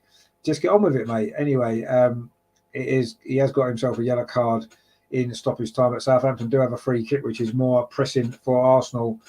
It's going to go long in towards the edge of the Arsenal penalty area. In fact, it's into the penalty. It's headed out by William Saliba. Now Saka can try and bring the ball forward for Arsenal.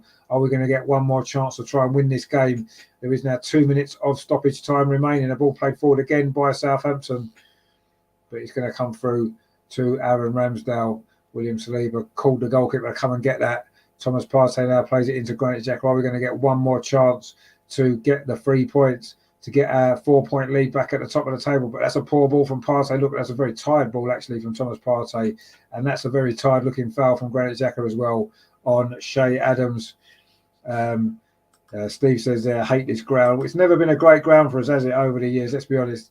It's a nice stadium, but, yeah, it hasn't been a stadium that's brought us a lot of success in recent years, has it? They've given a player of the match, actually, to Mohamed Elanusi. And, yes, he had a good game, worked hard. I thought maybe Armstrong was just shaded it for Southampton. We haven't really had any players that have stood out. The second half's been really, really poor. The first half we played well. Granit Xhaka had a great game, Thomas Partey as well. But the second half we've had no influence at all. And I'm certainly not surprised the Southampton players got player of the match. And it is Mohamed Elanusi, the Norwegian, who's got the player of the match there for for Southampton. Anyway, it's a long ball forward for Arsenal. Eddie Nketiah trying to get in, but the goalkeeper's out of his area there. And it's going to be a throw to Arsenal. We collided with Nketiah, who's gone down as we move into the last 30 seconds of stoppage time. Arsenal's winning run of 8 games in all competitions looks as though it's going to come to an end at Southampton, where long, successful runs for Arsenal have come to an end many times in the past. But we have got a throw here and possibly one more big chance. We're into the last 10 seconds. This is going to be now or never if we're going to win this game. Thomas Partey is going to take this long throw as Kieran Tierney's come across for a shorter option, but no, Partey's going to go long. This is our last chance. Thomas Partey throws it in towards the edge of the 6-yard box. Southampton heads there. Is it? What's the referee giving? In fact, a full-time whistle goes. That's it. It's finished. Southampton 1, Arsenal 1. You're probably saying that's a fair result on the balance of play. I thought Southampton deserved a draw for the second half. We never really got going. Southampton changed the way they played in the second half, made a couple of adjustments, and fully deserved their point. We were very disappointed in the second half, looked tired. We've looked tired for the last 4 or 5 games, haven't we? Is that the result of the fact that Arteta's playing the same players week in, week out? He's not making enough changes. Even in the Europa League, he's playing a strong team.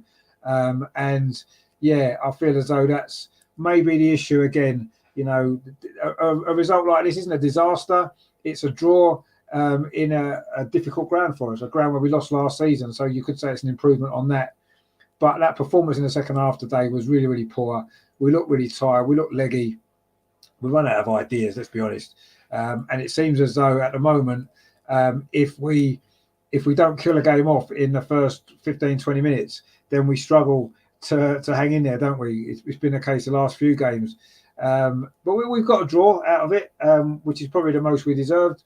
And credit to Southampton because they played really well there in the second half. Terry says disappointed. Yeah, the second half was really disappointing. I thought the first half we played well. We had several chances and we could have potentially won that game in that first half. We got the second goal, we would have won. But we wasn't able to. And in the second half, there's no doubt Southampton were much better than us. They fully deserved that point. And we move on. We're still top of the league, 2 points clear. You know, we can't... it's certainly a position that we wouldn't have expected ourselves to have been in at this point. So, you know, we're very happy with that. But yeah, today was disappointing. It was a disappointing second half in particular. You know, our luck in a sense maybe run out. We were fortunate last week at least to win 1-0. We wasn't able to hang on for the 1-0 this time. But it's a draw. We're still unbeaten in nine games now. But the run of 8 wins has come to an end, unfortunately. Terry says there, drop points down to Arteta. I mean, you have to say that any points won and lost are technically down to the manager, aren't they? They pick the team, they prepare the team. I feel as though the problem is the fact that Arteta doesn't trust enough of the squad players, so he's playing the same 8-9 players every single game, and they're starting to look tired. They are. The last 3 or 4 performances, we've dropped a level. We start the game well and then we run out of steam and run out of ideas. That's been the case now for the last few games. And it cost us today. It could have cost us last week at Leeds, as we know. And unless we find a new energy, we're going to find it could well cost us again in the next few games coming up. You know, yes, on paper they look potentially winnable, but football doesn't work like that, does it? As we've seen today. You know, we didn't win that game, and Southampton fully deserved that. Which says away game, yeah, only 2 points clear. Yeah, I say only 2 points clear. We are still clear at the top of the table, and you know that's a positive. You know, but the performance levels have dropped, and we are looking tired, and that's a slight concern. And you know, I think I was worried a few weeks ago, or a couple of weeks ago, that the World Cup was going to be the World Cup break was coming at a bad time. We had momentum, we were playing well. The last thing you want to do is to not play, and then you've got to restart again in January. But maybe now, as we're sort of, you know, sort of staggering in a sense towards the World Cup, maybe the World Cup's coming at a good time for us now. We'll be able to regroup, refresh, and maybe come back, you know, looking a bit stronger and fitter again and have a bit more energy after the World Cup. I don't know, it could have the opposite effect, of course. But I'm certainly less worried about the World Cup now than I was before, because it's almost come at the right time. We look as though we need a break. We look as though we are running out of legs. But we've still got quite a few games to play in the next 3 or 4 weeks, haven't we, till the World Cup? So It's we've got to keep going and trying to pick up as many points as we can. And yes, today's disappointing. There's no doubt about it. A disappointing performance. The second half in particular was really poor, but we've got a point again. We're picking up points, aren't we? Which is good. Regeneral says there, Marquinhos Lokonga should be okay for 10 minutes. Well, this is what I don't understand. Why he's not giving these players. Why did Marquinhos not come on today? Why is he playing a centre forward in Eddie Nketiah? He's bringing him on for Martinelli and playing him on the wing when we've got a wide player in Marquinhos on the bench. These are questions. It's like, does he not trust these players enough? And if he doesn't trust them enough, why are they there? Why are they there? This is what I'll always say the same. I don't understand it. Shane says there, shocking Jesus and Partey. We're crap. The ref was terrible. Questionable subs, lack of depth. Hopefully, just a blip. But we've been poor the last few games. I am worried though. Yeah, no, you're right. 100%, Shane. You're 100% right, and I'm worried as well. I do feel the lack of depth is an issue. There's no doubt about that. It is. We don't have that squad depth, do we? It's quite honestly that we don't, and it's quite obvious that Arteta doesn't trust the squad players that we've got because he's not picking them. He's not giving them many minutes on the pitch. Some no minutes at all, like today. So yeah, I'm a little bit worried. Yeah, the recent performances have dropped off. We were poor at Leeds. We were pretty poor today. Second half, we started quite well, but we dropped off a lot in the second half. I say we look leggy. We look as though we look played out. Actually, let's be honest, we do look a bit played out. And yeah, maybe a bit more rotation of the squad in some of the Europa games. A little bit more rotation of the squad may have kept us fresher for these games, and it doesn't seem to have worked, does it? Steve says, yep, Shady agrees there, as do I. Terry says, my worry, if they're getting tired, how will we cope with injury? Well, exactly, and they're more likely to get injured, aren't they, when they're tired? Players do, don't they? The more injured, the more tired you are, you get muscle injuries, you get hamstrings go, calves go. Steve said their first 30 minutes okay, then fell asleep. Yeah, you're right. Yeah, the first 30 minutes was good. But we tend to start games well. We put all the energy into the first 25 minutes of the game. And if we haven't won it by then we're hanging on, aren't we? And that was the case today. It was the case last week at Leeds. We were hanging on because we wasn't able to get that second goal. And that's unfortunately what is. Terry says agree with Shane as well. Yeah, and I think we all are. I think we are worried about these things, the squad depth. And I've been saying for a while, there's only so many games that you can play with pretty much the same 11. There's so few changes week in, week out in the Premier League in particular, and even in the Europa League games. Whereas in the past for the group stage we would make 7 or 8 changes, wouldn't we? For Europa League group, and now we're making 2 or 3, and it's the same players every week. And he's not making the subs. He's not getting the subs on.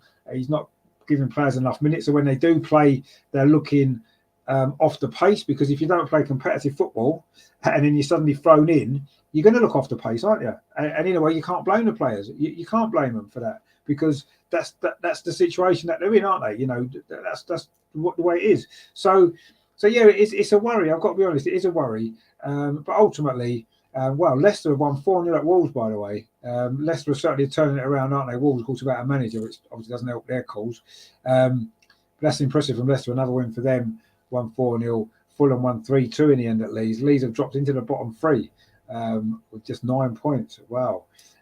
Wolves have dropped into the bottom 3 as well, and Nottingham Forest have dropped back to the bottom despite that win yesterday. Of course, they're our next opponents in the Premier League, aren't they? West Ham are 17th. They play tomorrow. Southampton are 15th following that draw today. They won 12 points from 12 games. Aston Villa have jumped up to 14th following their victory today. Of course, we are still top. That lead's been cut to 2 points. And Tottenham playing now, they're on 23, so a win for them would put them 2 points behind us. But of course, we will have that game in hand. It's Newcastle, of course, are the visitors to Tottenham Stadium this afternoon. That game kicks off in about half an hour. But I'm a little bit footballed out now following the 2 watch-alongs that I've done in a row. It's been... Arsenal were frustrated. The Arsenal women were frustrated in the second half. The men were frustrated in the second half as well. But anyway, what can you do?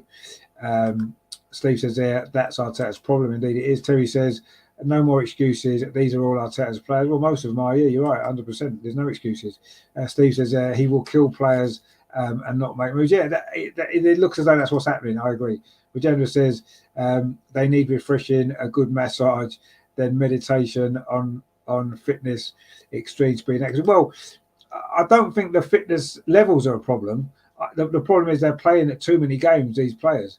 They're playing far too much, and no one can do that. They're not robots, they're humans. And what they need is they need more rest and recovery time, each individual player. That's what they need. And they need to be rested and rotated more. And he's not really doing it, is he? But anyway, this is the problem that we've got at this moment in time. Steve says, yes, Rajendra, 2 months holiday. Well, they're going to get, some of them are going to get a holiday, aren't they, coming up very soon. Rajendra says, scoring 5 or 6 goals. Well, yeah, we haven't really done that, have we, at all? Terry says, at least Gabby looked more confident at the back. No, he did. I agree with that. Yeah, he had a decent game today, Gabby. Played well. Fair play to him. He didn't have any shaky moment. William Sleever, again, looked a little bit off his normal self, did he, today, as he did last week? Regina says, just 2 hours regular with light training. Yeah, but, I mean, we've got a squad of players. We've got a squad of 25 players. And, when we've got 4 competitions that we're in, and we are in 4 competitions, you've got to make the most of that squad, haven't you? You've got to. That's what it's about. You've got to use your squad. And if you don't trust your squad of 25 players, why have you got those players there? As Terry said, Arteta's bought most of these players. Lokonga, he's bought in, Manquillos, he's bought him in, not trusting them. And this is an issue that we've really got to address, because we've had a great start to the season. We've put ourselves in a really good position. And yes, deep down, we all know top 4 is what we're going to be doing. We're not winning the league. Let's forget that. We're top at the minute and we're enjoying it, but we're not going to win the league. But the important thing is to get in that top, to make sure we finish in that top 4. But ultimately, other teams keep picking up points as well, don't they? Tottenham are in there, thereabouts. Chelsea aren't losing games. Yes, they dropped a point yesterday late on, but they're picking up points now under their new manager. They're going to be there or thereabouts. Obviously, Man City. You'd imagine Liverpool sooner or later are going to start a run. We keep saying that and they keep losing, but the aim's got to be top 4. But I don't think we're going to be able to maintain the top 4 charge using these same players. We can't do it. Plus the Europa League, which we want to really do well in, don't we? Saint is there. Why is Tommy playing instead of KT? He never switched the wingers in the game. We're playing out too slow yet. Just not brave enough. His micromanagement have done enough. Now you see, I've always said this about Arteta, and he's done it today. If you need, for me, if you're the coach of a team and you've spent, okay, we don't have much time to prepare for games in between at the minute because we're playing Thursday, we're playing Sunday, but he's prepared the team, right? He's prepared them for this game. He's picked the team. He's prepared the tactics. Everybody should know what they're doing, right? Against Southampton, he studied this opposition. They've come up with a plan. This is how we're going to play against Southampton, right? Why then, within 5 minutes of the game, 10 minutes of the game, is he constantly on at the players? Either the players know what they're doing because you've prepared them properly, in which case, sit back.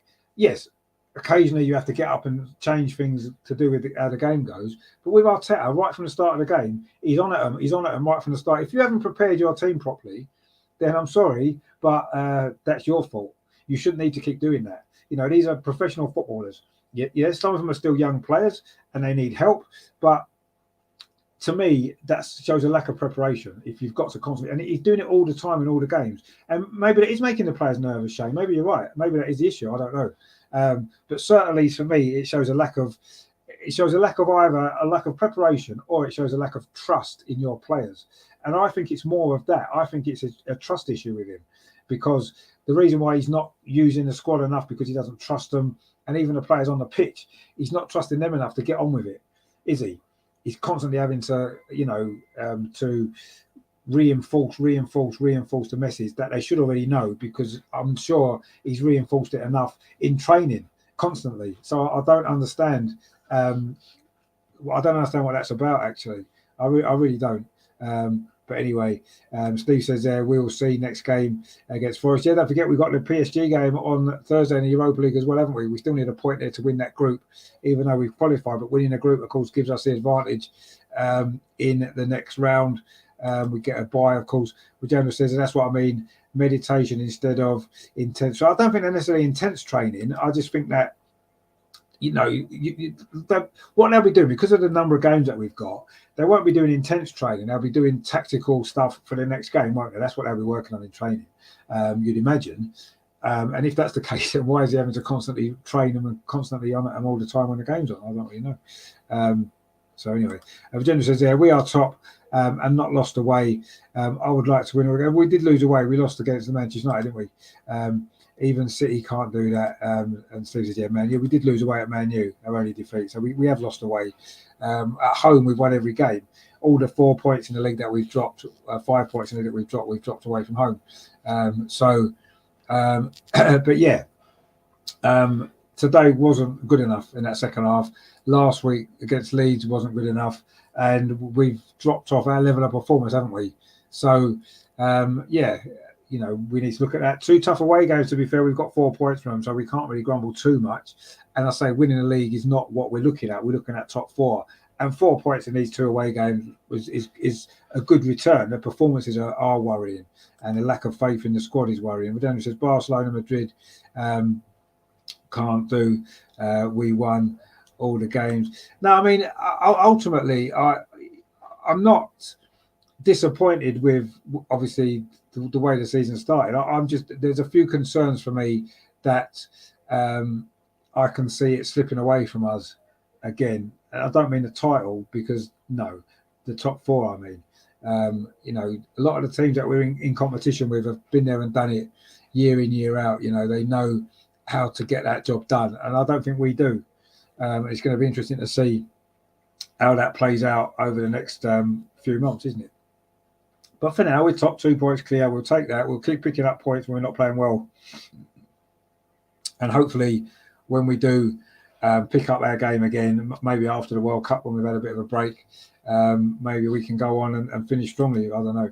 Terry says, I would love to know what Arteta said to them at half time because we were worse. Well, I think what's going to happen, what has been happening is we are becoming a little bit predictable in the way that we play, because we only really play one way. The same system, the same formation, the same way of playing, right? We do the same every single week. Now, what's happening is we're starting games well, we're on top and we're dominating, we're creating a few chances, we're maybe getting a goal. And then at half time, the other team are adjusting the way they're playing to counteract how we're playing. And what Arteta's not doing is he's not changing any. And when that happens in the second half and he sees it happening, he doesn't change anything to counteract the change that they've made. Southampton did it today. Leeds did it last week. They put on Bamford last week at half time, didn't they? Look at the difference that made to them, and we didn't adjust to that. Today Southampton didn't make any subs at half time, did they? But they certainly changed their approach, and again we didn't adapt to it. And that's the issue. I don't think necessarily what he does at half time. You go in at half time, you 1-0 up away from home. You basically be saying to your players, won't you? Yes, we need to up our game a little bit, because towards the end of the first half, Southampton got on top. But you'd imagine Arteta saying to them, look, this is how we play. Let's go out and play our game. And if we play our game in the second half as we did in the first half, we'll win. That's probably the sort of things that he's saying, making a few little tactical things here and there. But he's not changing anything, is he? And when the other teams do change, we don't adapt quickly enough. And we don't make those changes. And that is obviously why we've been struggling in the second half. So I don't think necessarily what he says at half time. It's more not adapting to what the other team are doing. That's my issue. Steve says there, if you win hard training. I mean, what you've got to remember is, right, for example, the Invincible team under Arsene Wenger and a lot of those successful teams, they used to, I mean, you've heard the stories, haven't you? They would play training like they played a game. All of those players, because they're winners, right? They don't ease off because it's training. They'll go into their teammates like they're tackling an opponent. They'll put everything into it. And you saw it on the pitch, because that's why we were so good. And do they do that these days in training? I'm not sure. We're not there. We don't really know. And we'll probably find out one day when, you'll get the stories back later on in years to come, don't you, and find out. But I'm not sure. But that's what they used to do, didn't they? They used to train hard and then play hard. And I think that's perhaps what you have to do. But unfortunately, because our squad depth isn't that great, if we train too hard, players are going to get injured. And then we've got a big problem. Anyway, we'll see what happens. Regeneration says, we hope fully get 3 good players in the January transfer. Well, we need reinforcements in January. Let's see if we get them. We don't know, do we? Zinchenko is missed. Of course he is. Yeah, Zinchenko has been the miss. But again, it just goes to show, doesn't it? An injury causes big problems. When Partey was out, we wasn't as good, although we managed to win the games. Steve says he gives them too much pressure, I reckon.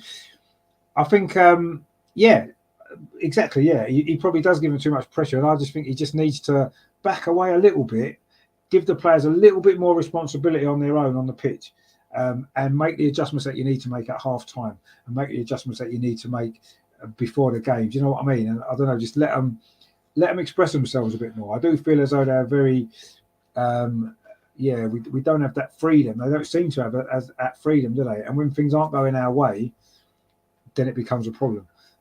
So we'll see. Terry says there, must have said something like that, Steve, for sure. Oh, for sure, right. Sorry, yeah, for sure. I think he said for sure. Rajendra says we were winning a little easy. Yeah, we were. Shane says it's not about losing, it's about not doing the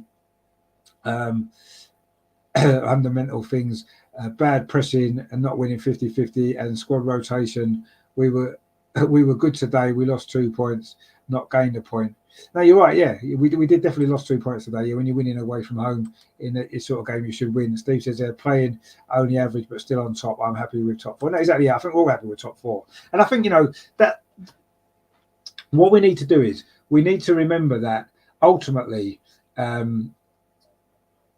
At the start of the season, all we were really worried about was finishing top 4. That's the only thing that matters. The fact that we've started so well, we've been top of the league, we've been 4 points clear. It's easy to get a little bit excited and say, you know what, maybe we can win the title, maybe we can challenge for the title. But realistically, no. Look at the squad that we've got, the lack of experience that we've got. Top 4 is the aim. And the more we keep picking up points when we're not playing particularly well, then we're going to be well on the way, aren't we, to finishing the top 4, and that'll be a great season. If we can do well in the Europa League, win that, then brilliant. You know what I mean? So we need to be careful, don't we? Because it is difficult not to get a bit carried away when we're top of the league, and we've been top of the league for such a long time. But ultimately, that isn't our true position in the league, is it? This isn't where we are. We're not title challengers, not really. Yes, I'm sure people said that when they did. We said it about Leicester, didn't we? When Leicester were challenging that season, and we said, they're not really title challengers, they ended up winning it. I do think that's slightly different. A lot of teams were in transition at that point, whereas this season, Man City are the real deal, and honestly, I can't see them not winning the league. We need to finish in the top 4, and that's it. And if we finish in the top 4, that's job done, and that's fine. And that's it. And if we can win a cup as well, then we'll be even more happy, won't we? Which is what we need, really. That's what we're after. We've got a friend in the chat, Vernon here. He says, "I don't care about Arsenal's position. You are a non-entity club." Well, yeah, of course we are. You're a total non-entity club. We haven't been one of the most successful sides in English football history. No, we haven't. No, you're completely right. We've never done anything at all. We're just a small little club that no one cares about, which is why you're here as not an Arsenal fan commenting on our channel, because that's how unimportant we are, and that's how little we mean to you as this non-entity club. If we're really not that important, why are you here? Why are you watching? Bugger off and go and watch Man United or Tottenham. Anyway, we're generally maybe we're looking to win every game as fans. Just like the last. Well, of course, as fans, you want to win every game, don't you? Of course you do. We want to win every game, and when we don't win, we're disappointed. Of course we are. But in the overall scheme of things, just today's disappointing. It's a poor performance. Again, there's questions about Arteta, certain decisions that he's making, and this and the other. Yes, I think we're fine to talk about these things, right? But ultimately, we're in a position in the league that we want to be in, and that's fine, and that's great. But the last few performances are starting to cause a few worries. We've dropped off. We've been hanging into games. We've dropped points today. We were lucky not to drop points last week. Let's see what happens in the next few games. But let's see what happens there. Shane says there, Vernon go to bed, school in the morning. Indeed, yes. I don't quite know what's going on there. But anyway, it's fine. If he wants to pop in, he gives us more views on the channel. We'll take them. That's fine. If he wants to talk nonsense, let him crack on. Steve says, Arsenal, I'm sure, don't care about you, but exactly that, they definitely don't. But he obviously cares about us to be commenting. So, it's a bit ironic, really, isn't it? I do like comments like that. People come to the channel and slag everybody off, slag the channel off, slag the team off. It's like, well, obviously, we must be that important to you to come in and bother and waste your time. I don't go into other clubs' channels and say how crap they are because I can't be bothered. I don't care enough. Anyway, cheers, Vernon. Vernon says, yeah, he pissed me off. Who did, mate? Sorry, but that's the way it is. Vernon says, don't cross me. Oh, he's getting scary now. Vernon's scary. I'm sure he'll be big in school tomorrow when he goes and tells his mates how hard he is. Terry says, spot on, Shane. Yeah, exactly. Anyway, Terry says, I like Arteta's enthusiasm, but it can't be good for players. Yeah, it's that fine line, isn't it, Terry? I agree with you. He has got great enthusiasm. He clearly loves the club. He clearly loves the job. He loves this group of players, and it's maybe too much. He's too intense, isn't he? We thought that in a documentary, the All or Nothing documentary. I thought he was far too intense, come across in that. And I actually thought earlier in the season that maybe he had learnt from that and he had eased off a little bit. It seemed as though he had, but he's coming back maybe as the pressure mounts, as we're not playing as well. Maybe that pressure's mounting and it's coming through again. But yeah, he does need to just chill out a little bit. That's what he needs to do. He should chill out a little bit. Vernon's back in. He says, I don't go to school. I got expelled for whacking my head teacher over the head with a hammer. Oh, of course you did, mate. Yeah, I'm sure you did. Because you'd only get expelled for it. You wouldn't get sent to prison for doing that. A hammer attack on a teacher. You'd just get expelled from school, of course. You wouldn't get sent to prison or anything like that, would you? So, I think maybe you've got a little bit of a fairy tale going on there, mate. But anyway, nice to hear from you. Steve said a pencil. Yeah, it probably was a pencil, yeah. He's got a good imagination, Vernon. We'll give him that, though. He thinks Arsenal are a small, irrelevant club that he wants to comment on, and he thinks he's assaulted a teacher with a hammer and just got expelled for it, which, of course, would be the punishment you get for that sort of thing, wouldn't you? Anyway, he's really scary, though, isn't he? So, we need to be careful. And he says, I'm in assisted living. Are you? Well, you need a bit more assistance, mate, quite clearly. So anyway, it's good to see Vernon, isn't it? And we'll as everybody, we welcome everybody to our channel. He says there, I'm not old enough for prison. No, well, you wouldn't be old enough for prison. No, we can tell from the things that you're writing on the channel. You're clearly not old enough for prison. You're probably not old enough for school. But anyway, it's good to see you. I say we welcome the comments of everybody on this channel. We're not going to exclude people, even if they maybe need a bit of re-educating. That's fine. That's what we're here for. We're here to help. And the fact that you've popped in to chat to us is great. And we'll entertain you as much as we can. But yeah, you might as well get real. Arsenal are a big club. We are a big club, and we're top of the league. It's good to see you anyway. But yeah, so we've got slightly distracted there by Vernon's nonsense. But anyway, it's all good fun, and hopefully you'll come back and watch us again. We look forward to seeing you. But yeah, so it was disappointing in the end today. Of course, we know that, and hopefully we can put this behind us and look forward. It's a big week again, isn't it? We play in PSV in the Europa League on Thursday, and then of course we're back again in the Premier League next Sunday. A game at home to Nottingham Forest. Again, we're going to start massive favourites to win that game. Forest at the bottom of the league, so it's first against last, isn't it? But they did beat Liverpool yesterday. They're going to be buzzing from that, Forest, aren't they? And we haven't played so well in the last few weeks. So tough game again. It's going to be a tough game, but let's see what we can do. Steve says there, it's hard. Liverpool beat Man City. Exactly. Everyone's dropping points. Everybody will drop points. And we've dropped points today. First time for a while. We need to get used to that because it's going to happen again. And yeah, disappointing, but we'll take being 2 points clear, won't we? And we'll move on. Look forward to the next few games. So yes, that's it today. As I say, finished 1-1. Granit Xhaka gave us the lead after 10 minutes or so, wasn't it? A great right-footed half volley from 12 yards following Ben White's cross from the right. And at that stage, we looked as though we were going to go on and win the game pretty comfortably, didn't we? Let's be honest. But we lost our way sort of in the last part of the first half, and then the second half, Southampton were much better than us. They were much more physical than us. They put us under pressure, and they deservedly got an equaliser. It was Stuart Armstrong with the goal. Elanusi created it on the counter-attack. And after that, we were kind of hanging on a little bit. Yeah, we had one or two moments. We did have the ball in the net when Erdegaard scored, but it had already gone out from Kieran Tierney. And yeah, I think a draw was the best that we could have got from this game. We got a draw, we'll take it.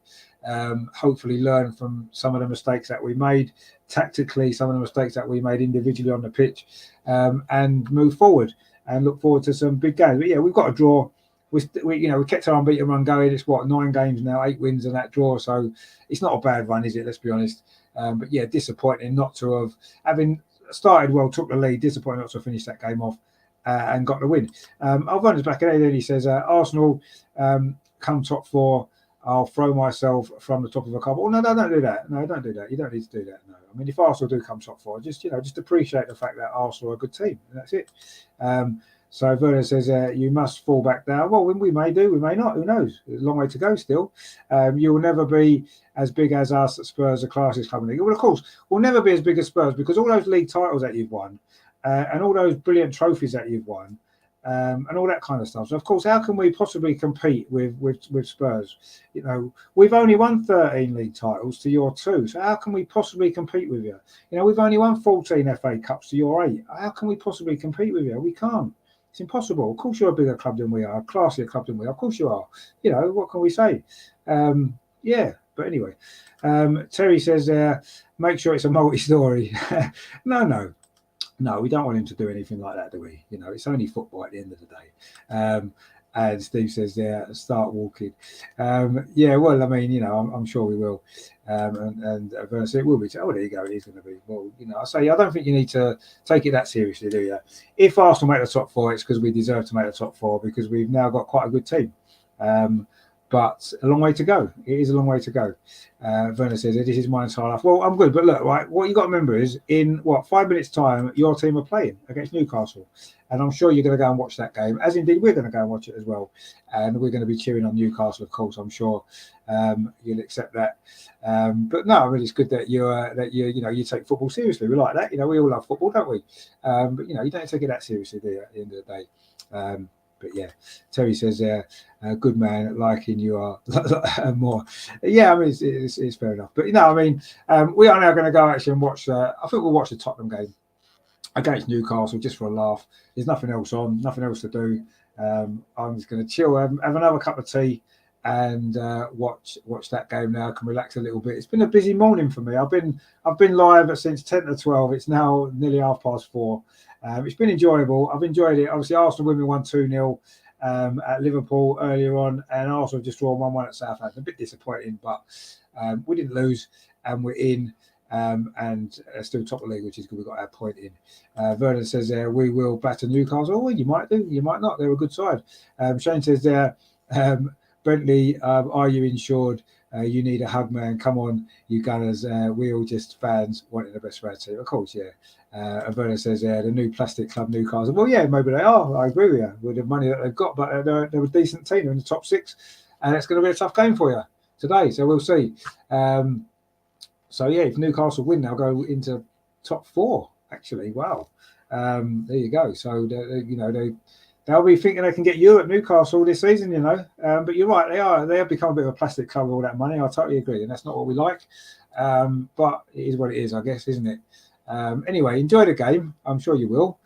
And let's see what happens. Newcastle away at Tottenham coming up very soon on the telly. So yeah, if you want to go and watch that, please do so. That's what we're going to do now.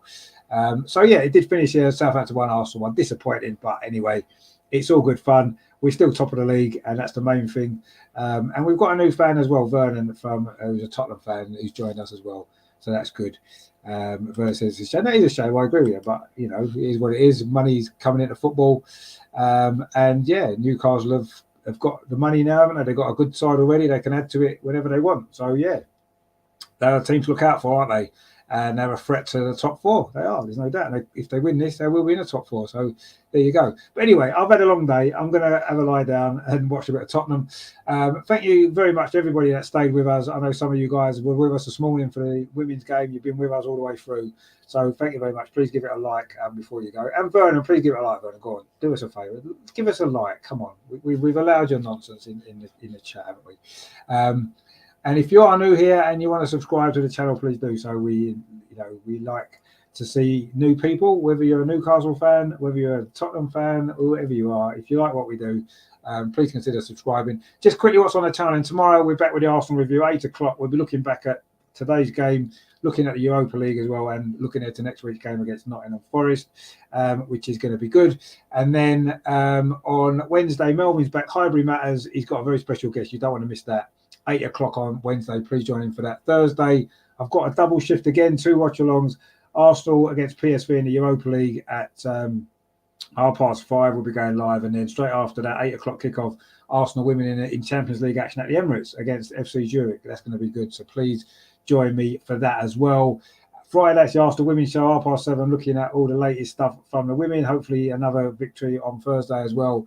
And of course, next weekend, 2 watch-alongs next Sunday as well. The Arsenal women away at home to West Ham, and the men at home to Forest. So lots and lots coming up. So please like it. And look, Vernon C liked it. Cheers, mate. Well, thank you very much. You see, you know, you're a good guy, really. We do like you. Please don't jump off a car park now, because that's not going to be great, is it? Steve says, go Gunners till next time. Bye from Australia, 2:27 a.m. Oh, wow, brilliant. I mean, Steve, great loyalty there from you, mate. You're staying up until 2:30 in the morning. I mean, I think I've done a big shift from like 11 o'clock this morning till now, but, you know, to stay all the way through to 2:30 in the morning, brilliant. And yeah, good from Australia. Good to see you. Hope you're well. Must be nice weather for you. You're in a sort of getting into all summertime, aren't you? It's been raining here all day today, so not very nice for us. But anyway, thank you very much for joining us, and thank you very much to everybody, and to Vernon, the Tottenham fan. Anybody else who wants to join us at any time is welcome. So we'll see you tomorrow at 8 o'clock for the Arsenal review. Wasn't quite the result we wanted in the end, a 1-1 draw, but you know, we'll take it. It's all we deserved. Southampton played well. Fair play to them. And good luck to them for the rest of the season. Hope they stay up again. They are a nice little club, even though it's always a difficult game for us. And now we're going to watch Newcastle hopefully get a result against Tottenham. That'll help, won't it? Be nice to see. Well, would it though? Because, you know, Newcastle are a bit of a threat as well. Maybe a draw, but I don't know. No, Tottenham lose. Let's have Tottenham lose. That's what we'll do. We'll go for that. Terry says, great comms again, Richard. Well done again on the double. Top of the league. Come on, you Gunners. Night, Richard, Steve, Shane, and the big. Exactly, yeah. Thank you, Terry, as well, as always. Hopefully see you tomorrow night for the review show. And yeah, we'll be back for that 8 o'clock. So join us for that. A good day for the Arsenal women. 1-2-0 to go top of the league. Arsenal win at top of the league as well, following that 1-1 draw today. But Lee's been cut a little bit, but that's fine. That is fine. Thank you for joining us. Please, I say like, share, and do subscribe if you are new. We will see you very, very, very soon, tomorrow at 8 o'clock. In the meantime, of course, as always, come on, you Gunners. See you tomorrow, guys. Take it easy. Enjoy the rest of your weekend, and we'll see you very soon. Ta-da. Real Martinelli. It's now with Granit Xhaka. Is it going to be the third goal? It is the third goal. Granit Xhaka with it. That seals it.